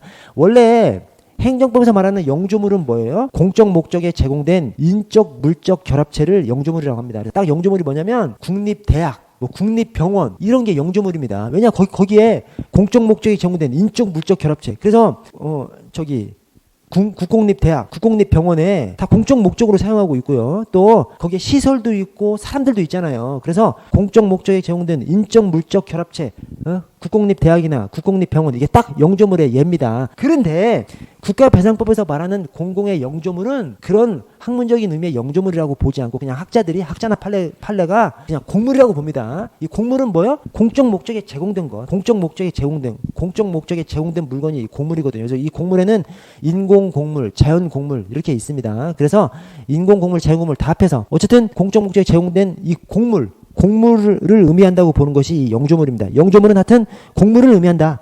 그래서 거기 인공곡물, 자연곡물, 부동산, 동산, 동물, 우리 경찰경 같은 거 공적 목적에 제공된 물건 싸그리 다 들어가는 것이 공공의 영조물 개념이고요. 자, 무과실 책임입니다. 그 아래. 그래서 공무원의 고의 과실을 요건으로 하지 않아요. 아까 2조 공무원의 위법한 직무집행 행위로 인한 국가배상 책임은 고의 과실이 있어야 되지 않습니까? 공무원한테 공직 고의 인손 고의 또는 과실이 있어야 돼요. 그러나 영조물의 설치 관리상 하자로 인한 국가배상 책임, 이 5조 배상 책임은 고의 과실을 요건으로 하지 않습니다. 고의 과실을 요건으로 하지 않는 무과실 책임입니다. 다만 무조건 해주는 것이 아니라 불가항력인 경우에는 배상 책임이 없습니다. 배상 책임을 인정하지 않습니다. 그 말이 뭐냐면 국가로서도 어쩔 수 없었어, 이런 경우가 인정되는 경우에는 국가배상 책임을 인정하지 않습니다. 그래서 그런 경우가 아래 당구장 2개에서 홍수가 나서 홍수에 막 사람이 쓸려가. 그러면 그 하천 다 그것도 자연 곡물입니다. 공적 목적에 제공된 물건 다 자연 곡물이 하천, 강, 바다 다 자연 곡물입니다. 그 하천이나 바다 관리들 이 강 옆에는 강에 빠져주지 않도록 철조망이 돼 있든 있든 이런 것들이 다 돼 있어야 되는 것이죠. 오케이? 자, 그래서 그런 것들이 제대로 안 돼 있어가지고 빠져 죽었어. 그러면 국가배상 청구하면 국가배상 책임이 인정되는 거예요. 자, 그런데 홍수가 나서 휩쓸려 가서 이제 죽어버렸어. 그랬을 때, 첫 번째 당구장에 100년 발생 빈도 그런 홍수가 났어. 그러니까 100년 만에 한 번 있을까 말까 한 홍수가 났어. 그러면 불가항력으로 봐서 국가배상 책임을 인정해주지 않았습니다. 그래서 100년 만에 홍수 또는 600년 만에 홍수, 이것은 국가배상 책임을 인정해주지 않았습니다. 그러나 그 밑에 50년 만에 홍수, 30년 만에 홍수, 50년 만에 홍수, 이것은 국가배상 책임을 인정했습니다. 즉, 국가가 됐으면 적어도 30년 만에 홍수 또는 50년 만에 홍수, 이 정도 홍수는 그 정도의 홍수가 생겨도 국민이 다치지 않도록 하천이나 이런 관리를 제대로 해야 된다는 것이죠. 그래서 30년 만에 홍수, 50년 만에 홍수, 이것은 불가항력을 인정하지 않아서 국가배상 책임을 인정했고, 대신 100년 만의 홍수, 600년 만의 홍수는 불가항력이라고 봐서 국가배상 책임을 인정해주지 않았습니다. 자, 넘어가서 325페이지를 볼게요. 325페이지. 자, 행정심판을 볼게요. 행정쟁송 안에 행정심판과 행정소송이 있죠. 자, 먼저 행정심판을 보시면, 자, 행정심판의 의미 좋냐. 의에 행정청의 위법 부당한 행정처분이나 부작위 등으로 인해서 즉 위법 부당까지 들어갑니다. 이게 행정소송하고 다릅니다. 그래서 행정소송에서는 위법만 다툴 수 있어요. 근데 행정심판에서는 행정심판위원회 자체가 행정기관이기 때문에 행정기관이 다시 검토한다는, 행정기관이 반성한다는 의미도 있기 때문에 부당, 위법 부당, 위법에 이르지 않은 그냥 부적절해 이런 것까지 고칠 수 있도록 해놓은 것이 이 행정심판입니다. 그래서 행정심판은 행정청의 위법 부당까지 이제 심판 대상이 되고요. 자, 행정심판의 종류가 취소심판, 무효등 확인심판, 의무이행심판이 있습니다. 그래서 취소심판은 처분을 취소 변경해달라고 신청하는 거. 취소심판. 자, 무효등 확인심판은 효력 유무, 효력 유무 또는 존재 여부. 그래서 무효 확인심판이 있고 존재 확인심판이죠. 그걸 합해서 이제 무효등 확인심판이라고 하는데 효력 유무나 존재 여부를 확인해달라고 신청하는 것이 이 무효등 확인 심판이고요. 자, 의무이행 심판은 중간에 위법 또는 부당한 거부 처분이나 부작위에 대해서, 부작위는 아무것도 안 하고 있는 것이고 거부 처분은 뭘 해달라고 했더니 거부 처분 한 거 아니에요. 부작위가 됐건 거부 처분이 됐건 일정한 처분을 하도록 명해달라고 의무이행 심판을 할 수가 있습니다. 그래서 이게 행정소송하고 다른 것이죠. 이 행정심판하고 행정소송하고 다른 것이 아까 행정심판은 위법만 따지는 것이 아니라 부당까지 따질 수 있는 것이고 행정소송은 위법만 따질 수 있는 것이고 그 다음에 이 심판, 소송의 종류가 행정심판은 취소심판, 무효등 확인심판, 의무이행심판. 이 의무이행심판이 행정소송으로 가면 의무이행소송은 없죠. 의무이행소송은 없고 부작위 위법 확인소송이 있고요. 그 다음에 거부처분에 대해서는 취소소송으로 가야 됩니다. 거부처분은 거부처분이라는 것이 있기 때문에 행정소송으로 가면 거부처분 취소소송으로 가야 되고 대신 부작위는 부작위 위법 확인소송으로 가야 됩니다. 행정심판에서는 거부처분이나 부작위나 전부 다 의무이행심판으로 가는 거죠. 근데 행정소송에서는 의무이행 소송이 없기 때문에 거부처분에 대해서는 거부처분 취소소송, 부작위에 대해서는 부작위 위법 확인 소송으로 그렇게 갑니다. 자, 행정심판의 대상을 보시면 1번 객괄주의입니다. 열기주의가 아니에요. 열기주의는 뭐 객괄주의는 뭐예요? 열기주의는 일정한 행정작용만 행정심판 또는 행정소송의 대상이 될 수 있다고 규정하는 것이 열기주의입니다. 예컨대 과세 처분 또는 불인가 처분 이런 것들만 행정 심판 소송의 대상이 된다. 이렇게 규정하고 있는 것이 열기주의입니다. 객괄주의는 그냥 여기 1번에 처분성만 인정되면 소송의 대상으로 삼는 것. 이것이 객괄주의입니다. 현재 우리나라 행정심판법과 행정소송법은 객괄주의를 취하고 있습니다. 그래서 특정 영역뿐만 아니라 그냥 처분성만 인정되면 행정심판, 행정소송 제기할 수 있도록 그렇게 해놨고요. 자, 2항에 다만 대통령의 처분 부작위는 다른 법률에 특별한 규정이 있는 경우를 제외하고는 행정심판을 청구할 수 없습니다. 대통령의 처분 부작위는 행정소송으로 가라는 것이죠. 왜냐하면 행정심판하는 행정심판위원회가 행정기관이기 때문에 행정기관이 행정부 수장인 이 대통령의 처분 부작위에 대해서 제대로 심판할 수 없다고 생각해서 그래서 대통령의 처분 부작위는 바로 그냥 행정소송으로 가야 되는 것이죠. 아래 2항의 이 행정심판의 대상이 행정청의 위법 부당한 처분 부작위죠. 이게 행정소송이랑 다르죠. 행정소송은 그냥 위법만 나오는 거죠. 위법만 나오고 행정심판에서는 위법 부당이 나오고요. 자, 아래 행정심판 청구인과 피청구인을 보시면 자, 청구인이 행정소송하고 똑같이 규정이 돼 있어요. 그래서 행정심판법 청구인 적격하고 행정소송법 원고 적격하고 서술이 똑같아. 뭐냐면 법률상 이익이 있는 자가 이 청구할 수 있도록 제기할 수 있도록 해놨습니다. 그래서 법률상 이익이 있는 자 다 똑같이 규정을 해놨고요. 자, 그래서 화살표에 제3자도 법률상 이익만 인정되면 이 행정심판을 청구할 수 있습니다. 아래 피청구인은 행정청입니다. 행정청. 원래 소송의 상대방은 사람이죠. 사람. 자연인이 됐건 법적 사람, 법인이 됐건 사람을 상대로 이 사람이 법 주체거든요. 자연인이 됐건 법인이 됐건 이 사람이 법 주체거든요. 그래서 원래 소송은 법 주체를 대상으로 소송을 제기하는 것이 원칙이죠. 그러나 행정심판, 행정소송은 법 주체인 대한민국이나 서울시나 이걸 상대로 하지 않고 행정청을 대상으로 할 수 있도록 해놨습니다. 왜냐하면 행정청이 누구야? 행정청이 국가의 의사를 대외적으로 표명할 수 있는 권한을 가진 것이 행정청이지 않습니까? 그래서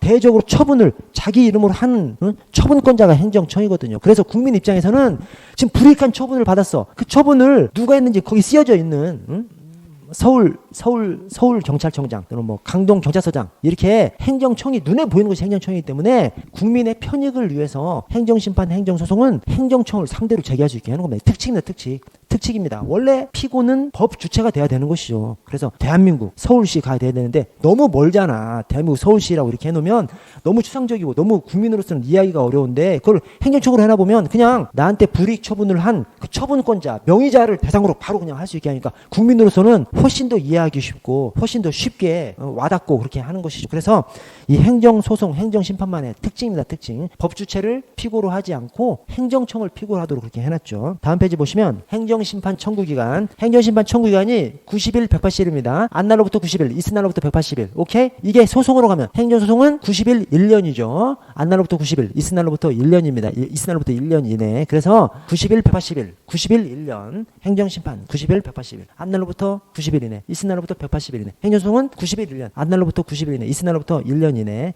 그래서 1번 처분이 있음을 알게 된 날로부터 90일 이내 청구해야 되고요. 저 3번에 있었던 날로부터 180일이 지나면 청구하지 못합니까? 180일 있었던 날로부터 180일 이내에 제기해야 되죠. 자, 그 밑에 화살표 2개가 중요합니다. 자, 행정심판 청구 기간의 제한은 취소 심판과 거부 처분에 대한 의무이행 심판에만 적용됩니다. 거부 처분이 있었잖아. 그래서 그때부터 기간을 계산하는 겁니다. 자, 그런데 무효 등 확인 심판은 아니 무효는 당연 무효잖아요. 언제 어디서든 누구든 무효를 주장할 수 있기 때문에 무효 등 확인 심판은 제소기간 제한이 없습니다. 자, 그리고 부작위에 대한 의무이행 심판도 제소기간 제한이 없어요. 왜냐? 아니 부작위는 아무것도 하지 않는 건데 계속 하지 않고 있어. 언제를 기점으로 삼을 수 있는 기산점 자체가 없잖아요. 그렇죠? 그래서 부작위에 대한 의무이행 심판에는 제소기간 제한이 걸리지 않습니다. 무효 등 확인 심판 제소기간 제한에 걸리지 않고 부작위에 대한 의무이행 심판에도 제소기간 제한이 걸리지 않습니다. 자, 오른쪽 행정심판기관을 보시면 행정심판위원회에서 행정심판을 하죠. 자, 그런데 행정심판위원회의 종류가 자, 오른쪽 관할을 보시면 행정청에 두는 행정심판위원회가 있어요. 각 행정청에. 근데 우리 경찰기관에는 없어 이게. 경찰기관에는 행정심판위원회를 두지 않고요. 그 밑에 국민권익위원회에 두는 중앙행정심판위원회가 있고요. 자, 그 아래 시도지사 소속의 행정심판위원회가 있습니다. 시도지사 소속은 우리랑 이제 상관이 없고 그래서 우리 경찰이 하는 처분에 대한 행정심판은 경찰서장이 하든 시도청장이 하든 경찰청장이 하든 전부 다 저 가운데 국민권익위원회 중앙행정심판위원회로 갑니다. 그래서 우리 경찰이 하는 처분에 관한 행정심판의 관할은 무조건 국민권익위원회에 두는 중앙행정심판위원회 관할이고요. 저 맨 아래 3번에 중앙행정심판위원회를 보시면 국민권익위원회에 둡니다. 우리 소청심사위원회는 인사혁신처에 두죠. 소청심사위원회는 인사혁신처에 두고 이 중앙행정심판위원회는 국민권익위원회에 둡니다. 자, 다음 페이지 넘어가 보시면 행정심판 청구의 효과와 심리. 자, 먼저 심판 청구의 효과에서 2번 집행 부정지 원칙입니다. 이 집행을 부정지한다는 것이 지금 불이익 처분을 했잖아요. 불이익 처분이 계속 된다는 거예요. 뭔 말이냐면 어떤 불이익 처분을 하면 불이익 처분이 있을 때 행정심판이나 행정소송을 제기하면 그 불이익 처분을 일단 멈춰줄 수도 있겠죠. 근데 그냥 불이익 처분이 멈추지 않고 그냥 있게 할 수도 있겠죠. 아니 각국의 이제 제도가. 그런데 우리는 어떻게 해? 자, 면허 취소 소송 음주운전을 해서 운전면허 취소 처분이나 운전면허 정지 처분을 했어요. 그러면 행정심판 제기했다고 해서 또는 행정소송 제기했다고 해서 운전면허 취소 처분, 운전면허 정지 처분을 멈춰줘요? 취소나 정지를 멈춰줘요? 안 멈춰주죠. 행정심판이나 행정소송을 통해서 살아나는 것이 확정됐을 때 그때 이제 운전면허를 살려주죠. 이게 뭔 말이냐면 행정심판이나 행정소송이 제기돼도 불이익 처분의 효과가 그냥 지속되는 거예요. 멈추지 않고 지속되는 거죠. 그걸 갖다가 집행 부정지라고 합니다. 즉 불이익 처분의 집행이 정지되지 않는 거죠. 그래서 우리나라는 집행 부정지 원칙입니다. 행정심판도 그렇고 행정소송도 그렇고 집행 부정지 원칙입니다. 즉 행정심판을 제기했건 행정소송을 제기했건 그 불이익 처분의 효과가 그냥 지속되는 것이죠. 그러다가 심판이나 소송을 통해서 끝내 자기가 살아나 이기는 것이 승소가 확정됐어. 그때 불이익 처분을 없애주는 것이죠. 그래서 행정심판이나 행정소송이 제기됐다고 해서 불이익 처분의 집행을 멈추지 않습니다. 그것이 집행 부정지 원칙입니다. 그래서 자, 집행 부정지 원칙. 심판 청구는 처분의 효력이나 그 집행 또는 절차의 속행에 영향을 주지 않습니다. 그냥 불이익한 처분이 그대로 있는 거예요. 대신 나중에 심판이나 소송 최종적으로 이겼어. 그때 이제 살려주는 것이죠. 자, 근데 예외적인 집행 정지가 있어요. 그래서 중대한 손해 예방 필요성이 긴급하다고 인정할 때에는 직권으로 또는 당사자 신청에 의해서 집행 정지 결정을 할 수 있습니다. 그래서 예컨대 병원 영업 정지나 취소 처분이 내려졌어. 근데 그 병원에 막 중환자들이 있어. 그러면 그때 행정심판 행정소송을 제기했어. 영업 정지나 영업 취소에 대해서. 그때는 저 중환자들을 살려야 할 어떤 그 긴급한 공익적 필요가 있지 않습니까? 그때 예외적으로 집행정지를 해줄 수 있는 겁니다. 자, 아래 행정심판의 재결을 보시면 행정심판 재결의 종류가 각하, 기각, 인용, 사정 재결이 있습니다. 각하, 요건 흠결로 본안 판단조차 하지 않고 그냥 짬 시켜버리는 것이 각하고요. 자, 기각재결은 살펴봤어. 살펴봤는데 네 말이 틀려. 그게 기각재결이고요. 인용재결은 살펴봤더니 네 말이 맞아. 그 청구를 받아들이는 것이 인용재결이고요. 자, 사정재결은 네 말이 맞아. 그러나 취소는 못 해줘. 이게 이제 이 사정재결입니다. 그래서 사정재결 보시면 심판 청구가 이유 있다고 인정되는 경우라 하더라도 그것을 인용하는 것이 현재의 공무원에 적합하지 않다고 인정되는 때에 심판 청구를 기각하는 재결이 이 사정재결입니다. 그래서 이 사정재결은 위법성이 있음에도 불구하고 인용하지 않고 기각하는 것이기 때문에 그 주문에서 재결의 주문에서 그 위법 부당을 밝혀야 됩니다. 사정 판결에서는 위법하다는 것을 밝혀야 되는 것이고 사정재결에서는 위법 부당을 밝혀야 되는 것이죠. 그래서 금전적으로는 보상을 해줄 수 있도록 그렇게 하는 것이 이 사정재결 사정 판결입니다. 대신 처분을 없애주지는 않는 것이죠. 네 말이 맞아. 그러나 처분을 없애지는 못해. 기각하는 것이 이 사정재결입니다. 여러분 좀 쉬었다가 저 25분에 3교시 시작하겠습니다. 네, 여러분 저 3교시 시작하겠습니다. 저 329페이지부터인데요. 여러분 저기 강의를 들으시는데 아마도 처음 공부를 시작하시는 분들은 좀 많이 어려우실 거예요. 제가 알고 있습니다. 그럼에도 불구하고 왜 어려워? 제가 막 너무 쉬운 내용만 얘기하지 않고 어려운 내용도 다 그냥 얘기해버리고 있거든요. 물론 이제 모든 걸 다 얘기하지는 않는데 모든 걸 시간 한계상 우리 횟수가 좀 짧잖아요. 20회로 좀 짧기 때문에 모든 것을 얘기하지는 않지만 그래도 막 좀 오버해서 많이 얘기하는 겁니다. 왜 얘기해? 그게 제 가치관이 그렇기 때문에 그렇습니다. 왜냐하면 여러분 시험 공부라는 것이 차근차근 따박따박 공부하는 것이 아닙니다. 여러분들 책 보실 때 차근차근 책 봐보세요. 하루에 그냥 강의 안 들어도 하루에 한 뭐 6, 70페이지 이 정도밖에 못 봐요. 사람이 하루에 10시간 공부해도 한 뭐 집중이 되다가 안 되다가 막 그러기 때문에 그냥 널려놓고 책을 보면 하루에 6, 70페이지밖에 못 본다니까. 한 50페이지, 6, 70페이지밖에 못 가요. 여러분 그렇게 봐서 시험 언제 봐요? 못 본다니까? 못 봐요. 이 공부를 어떻게 하셔야 되냐면 우리는 학문을 하면서 어디 특정 부분 어느 특정 부분 주제 한정해가지고 한 10페이지짜리 20페이지짜리 발표하는 것이 아닙니다. 책을 통째로 여러 과목의 책을 통째로 다 숙지해서 시험을 봐야 돼요. 그래서 우리는 특정 부분을 익히는 것이 아니라 통으로 익혀야 됩니다. 통으로 익힐 때 어떻게 해야 되는지 아세요? 반복을 해야 돼. 반복하지 않으면 머릿속에 남지를 않아. 그래서 막 깊이 들어가서 막 아는 것이 중요한 것이 아니라 반복을 해야 됩니다. 그래서 여러분들 책을 읽으실 때 처음 딱 진입을 했으면 책을 읽으실 때 이 공부 수험 기간이 오래된 경우도 마찬가지예요. 반복을 해야 됩니다. 반복 속에서 책을 통째로 잡는 거예요. 반복을 하려면 얼마를 반복해야 돼요? 여러분 시험 보기 전까지. 그러니까 이런 거죠. 여러분 세 과목이 있잖아요. 세 과목이 있으면 그 세 과목 안에서 일부는 문제집으로 이제 퉁치는 것이죠. 일부는 문제집으로 퉁치는 겁니다. 또 일부는 그 일부가 뭐야? 문제집만으로 안 되는 과목. 예컨대 경찰학이죠. 경찰학은 너무 지엽적인 거에서 많이 내니까 기출 문제집만으로 안 되잖아요. 그러니까 경찰학은 문제집만으로 안 되는 것이죠. 그래서 이때는 문제집 하나에다가 플러스해서 이론서 하나를 포함시키는 것이죠. 이 이론서가 기본서가 됐건 요약서가 됐건 이론서 하나를 같이 넣어주는 거죠. 근데 이게 처음에 볼 때는 두 개를 거의 동등하게 보지만 막판으로 가면 역시 또 문제집으로 갈 수밖에 없어요. 문제집으로 가면서 이 이론서는 축약시키는 것이죠. 그래서 미리 좀 밑줄을 쳐놔서 밑줄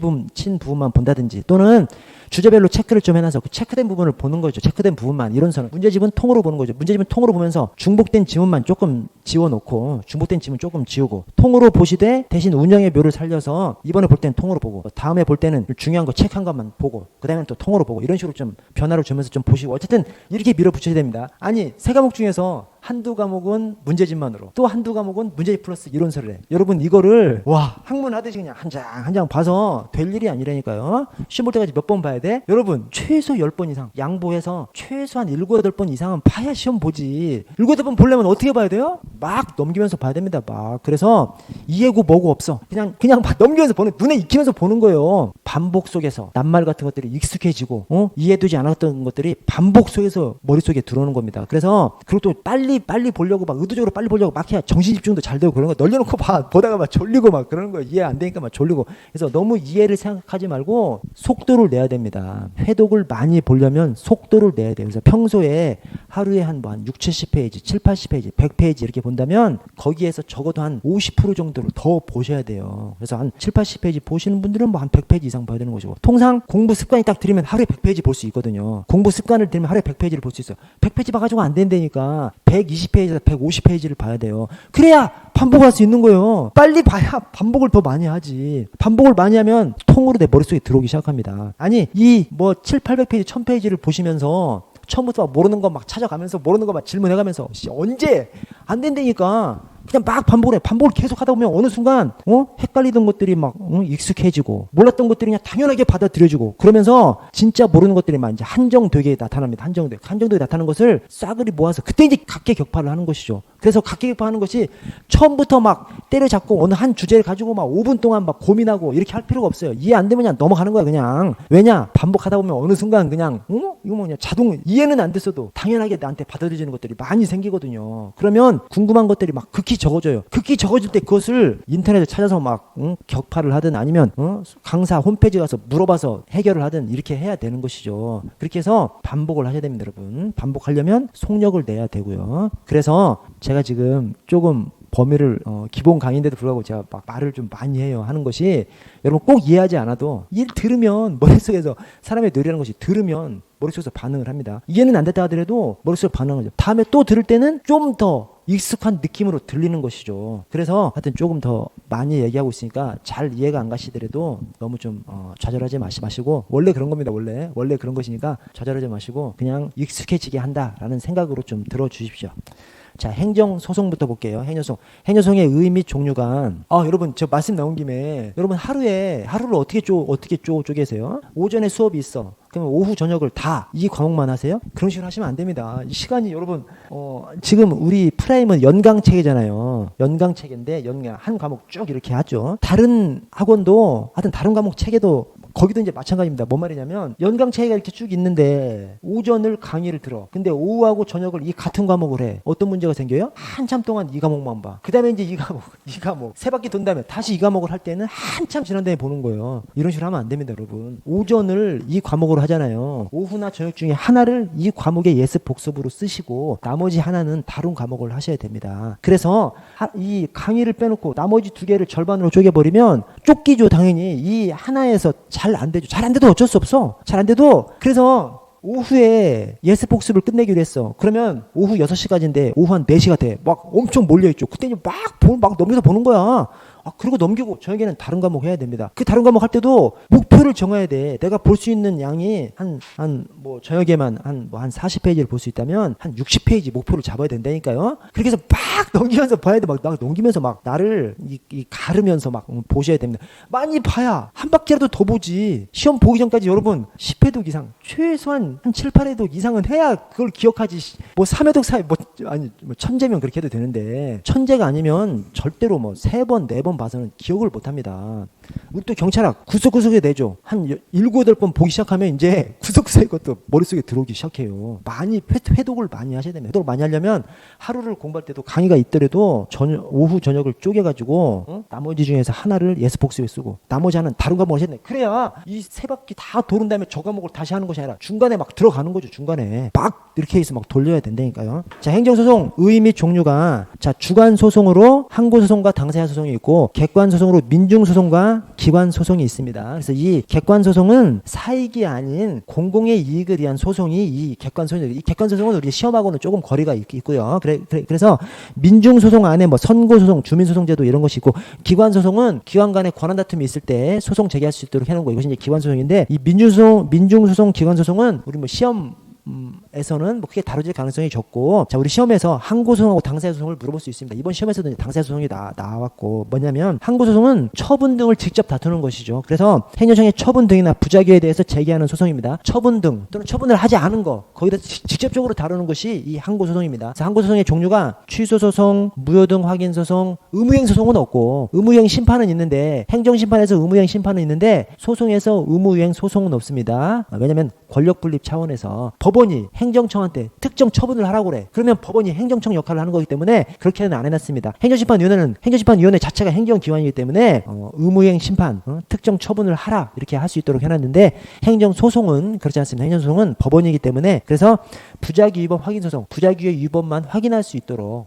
그래서 부작위가 위법하니까 행정청은 다시 처분을 해야 되겠죠. 그래서 부작위 위법 확인 소송, 부작위 위법 확인을 통해서 다시 행정이 뭔가 조치를 취하도록 그런 소송 제도를 취하고 있습니다. 그래서 항고소송 안에 취소소송, 무효등 확인소송, 부작위 위법 확인소송, 의무이행 소송은 없고, 자, 당사자 소송은 아까 항고소송은 행정청의 처분 등이나 그 처분 등을 하지 않은 거, 부작위를 직접 다투는 것이고, 자, 당사자 소송은 처분 등을 원인으로 하는 법률 관계에 관한 소송, 즉 처분 등을 직접 다투는 것이 아니라 처분 등으로 인해서 형성된 관계를 다투는 겁니다. 그래서 처분 등을 원인으로 하는 법률 관계에 관한 소송, 그 밖에 공법상 법률 관계에 관한 소송, 하여튼 법률 관계에 관한 소송인 거예요. 그래서 공무원이 잘렸어. 그 자르게 하는 뭐 해임, 파면 이것을 직접 다투면 항고소송의 대상이 되는 것이고, 대신 어떤 공무원이 당연퇴직 대상이라고, 아니 기관에서는 당연퇴직 대상이라고 봐. 근데 그 공무원은 나 당연퇴직 대상이 아니야 이렇게 주장할 수가 있겠죠. 그때 내가 공무원의 신분이 있는지 없는지, 당연퇴직 대상이 되는지 안 되는지 따지는 것은 당사자 소송으로 가는 겁니다. 어떤 처분 자체를 따지는 것이 아니잖아요.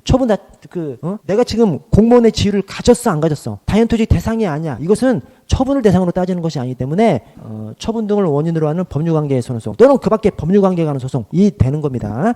자, 그리고 가장 기본적으로 두 가지를 나눌 수 있는 것이, 아까 행정소송은, 항고소송은 피고 적격이 어떻게 돼요? 행정청이잖아요. 행정청. 그렇죠? 그러나 원래 재판에서 피고는 누가 되는 거예요? 행정청이 되는 것이 아니라 법 주체가 되는 것이 원칙이죠. 그래서 행정 주체인 뭐 대한민국이 되건 아니면 자치단체가 되건 이게 이제 원칙이지 않습니까? 그래서 당사자 소송은 처분 등을 다투는 것이 아니기 때문에 피고가 행정청이 되는 것이 아닌 거예요. 그래서 저 항고소송은 피고가 행정청이 되는데, 이 당사자 소송은 피고가 대한민국이 됩니다. 대한민국이 됐건 뭐 저 자치단체가 됐건 뭐 서울시가 됐건 대한민국이 됐건 이렇게 되는 겁니다. 그래서 항고소송하고 당사자 소송하고, 당사자 소송은 권리 주체가 직접 당사자가 되는 것이죠. 즉 당사자들끼리, 권리 주체들끼리 싸우는 것이 당사자 소송인 것이죠.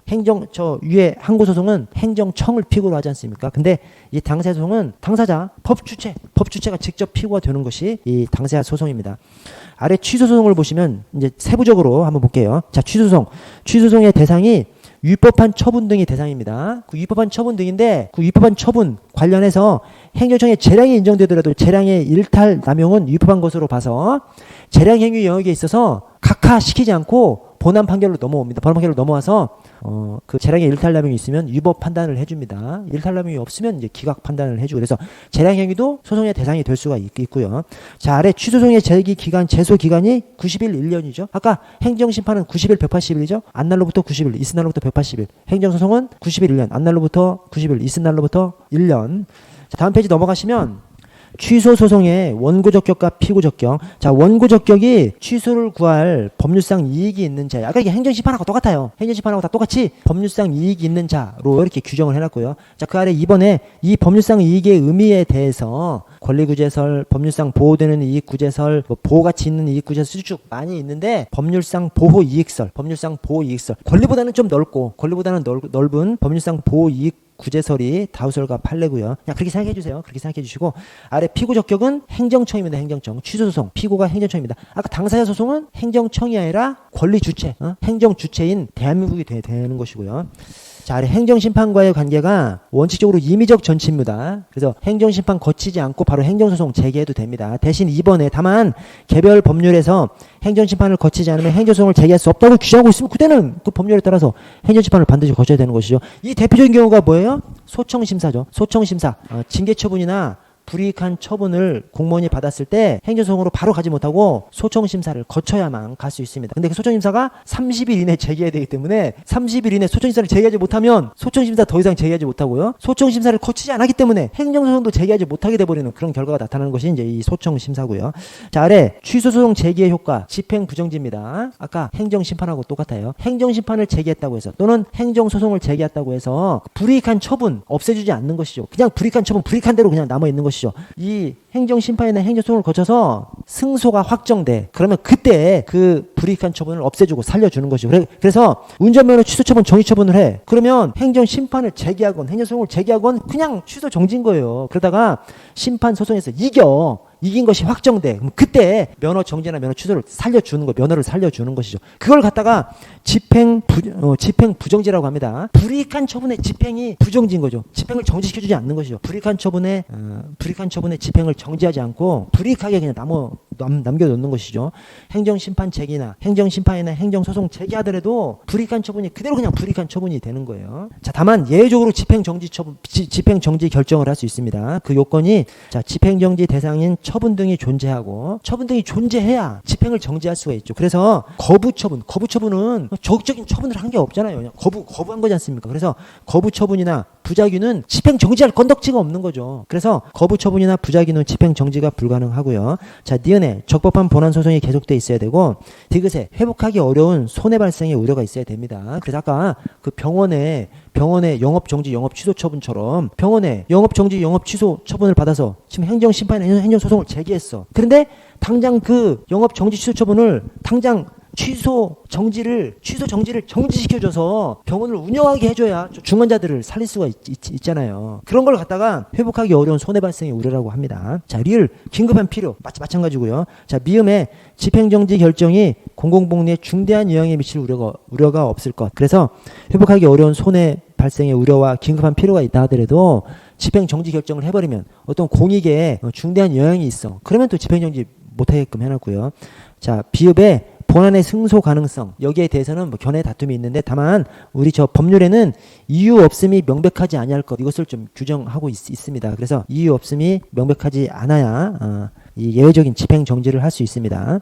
자, 절차는 당사자의 신청만으로가 아니라 법원이 직권으로 그 불이익한 처분의 집행을 정지시켜줄 수 있습니다. 예외적으로 불이익한 처분의 집행을 정지시켜줄 수 있습니다. 자, 아래 심리와 판결을 보시면 자, 4번에 역시 사정판결. 사정판결. 위법함에도 불구하고 취소시켜주지 않고 그냥 기각해버리는 거지 않습니까? 사정판결. 위법함에도 불구하고 취소시키지 않고 그냥 기각 판결하는 것이 사정판결입니다. 이 사정판결은 취소 소송에서만 인정되고 무효 등 확인 소송에서 인정되지 않아요. 왜 무효 등에서 인정되지 않아요? 아니, 무효는 당연히 무효, 엄청 심한 위법인데 그것을 어떻게 그냥 유지시켜줄 수가 없는 것이죠. 오케이? 무효는 엄청 심각한 위법 사항이고 당연 무효이기 때문에 아니 무효를 이 사정 판결은 위법함에도 불구하고 그 처분을 존속시켜주는 거잖아요. 위법함에도 불구하고 기각 판결을 함으로써 그 위법한 처분을 존속시켜주는 겁니다. 무효는 당연 무효인데 어떻게 그 처분을 존속시켜주냐고요.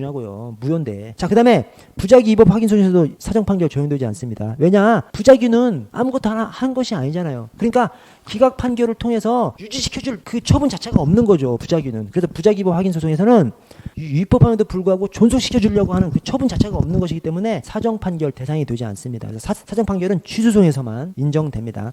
자, 오른쪽 무효 등 확인 소송을 보시면 자, 무효 등 확인 소송은 무효, 당연 무효예요. 왜 당연 무효라고 해? 언제 어디서든 누구나 무효를 주장할 수 있기 때문에 당연 무효라고 하는 겁니다. 그래서 무효 등 확인 소송에서는 소송 제소 기간이 적용되지 않아요. 무효 등 확인 소송은 언제든 제기할 수 있습니다. 또 예외적인 행정심판 전치주의를 규정하고 있다 하더라도 무효인 경우에는 행정심판 거치지 않고 그냥 행정소송 갈 수 있어요. 오케이? 우리 소청에서도 무효인 경우에는 소청 거치지 않고 행정소송 갈 수 있다는 거예요. 자, 사정 판결 적용되지 않습니다. 사정 판결이라는 것이 좀 전에 봤던 것이 사정 판결이라는 것이 뭐예요? 처분이 위법함에도 불구하고 기각함으로써 그 처분을 존속시켜주는 거잖아요. 아니 무효를 어떻게 존속시켜줘? 당연 무효를 어떻게 존속시켜주냐고요. 그래서 사정 판결 적용되지 않고요. 다만 아래 예외적 집행 정지는 무효 등 확인 소송에서도 예외적 집행 정지입니다. 즉 운전면허 취소 처분을 했는데 거기에 대해서 소송을 제기했어. 취소소송을 제기했건 무효 등 확인 소송을 제기했건 운전면허 안 살려줍니다. 언제 살려줘? 재판 다 끝난 다음에 이겼을 때 살려주는 것이죠. 소송을 제기했다고 해서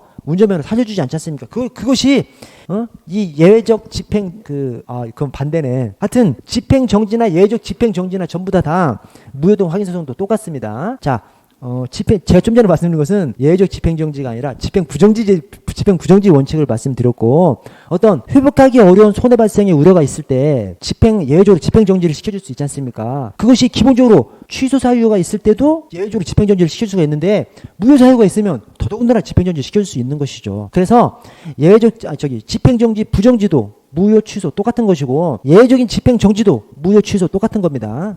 아, 이게 굉장히 어렵습니다. 여러분 굉장히 어려운데 어려워서 저도 좀 딴 길로 갔다가 지금 돌아왔는데 하여튼 여러분 저 살펴보시고 아래 이제 제가 이렇게 그 몇 가지 사항에 대해서 취소 소송, 무효 등 확인 소송, 부작위법 확인 소송 이렇게 제가 비교를 해놨습니다. 이거를 하나하나 연결시켜서 연결시키실 수 있도록 까지 좀 나아가셔야 됩니다. 그래서 하나씩 좀 따져보시죠. 제가 다 말씀드린 것들이니까 따져보시고요.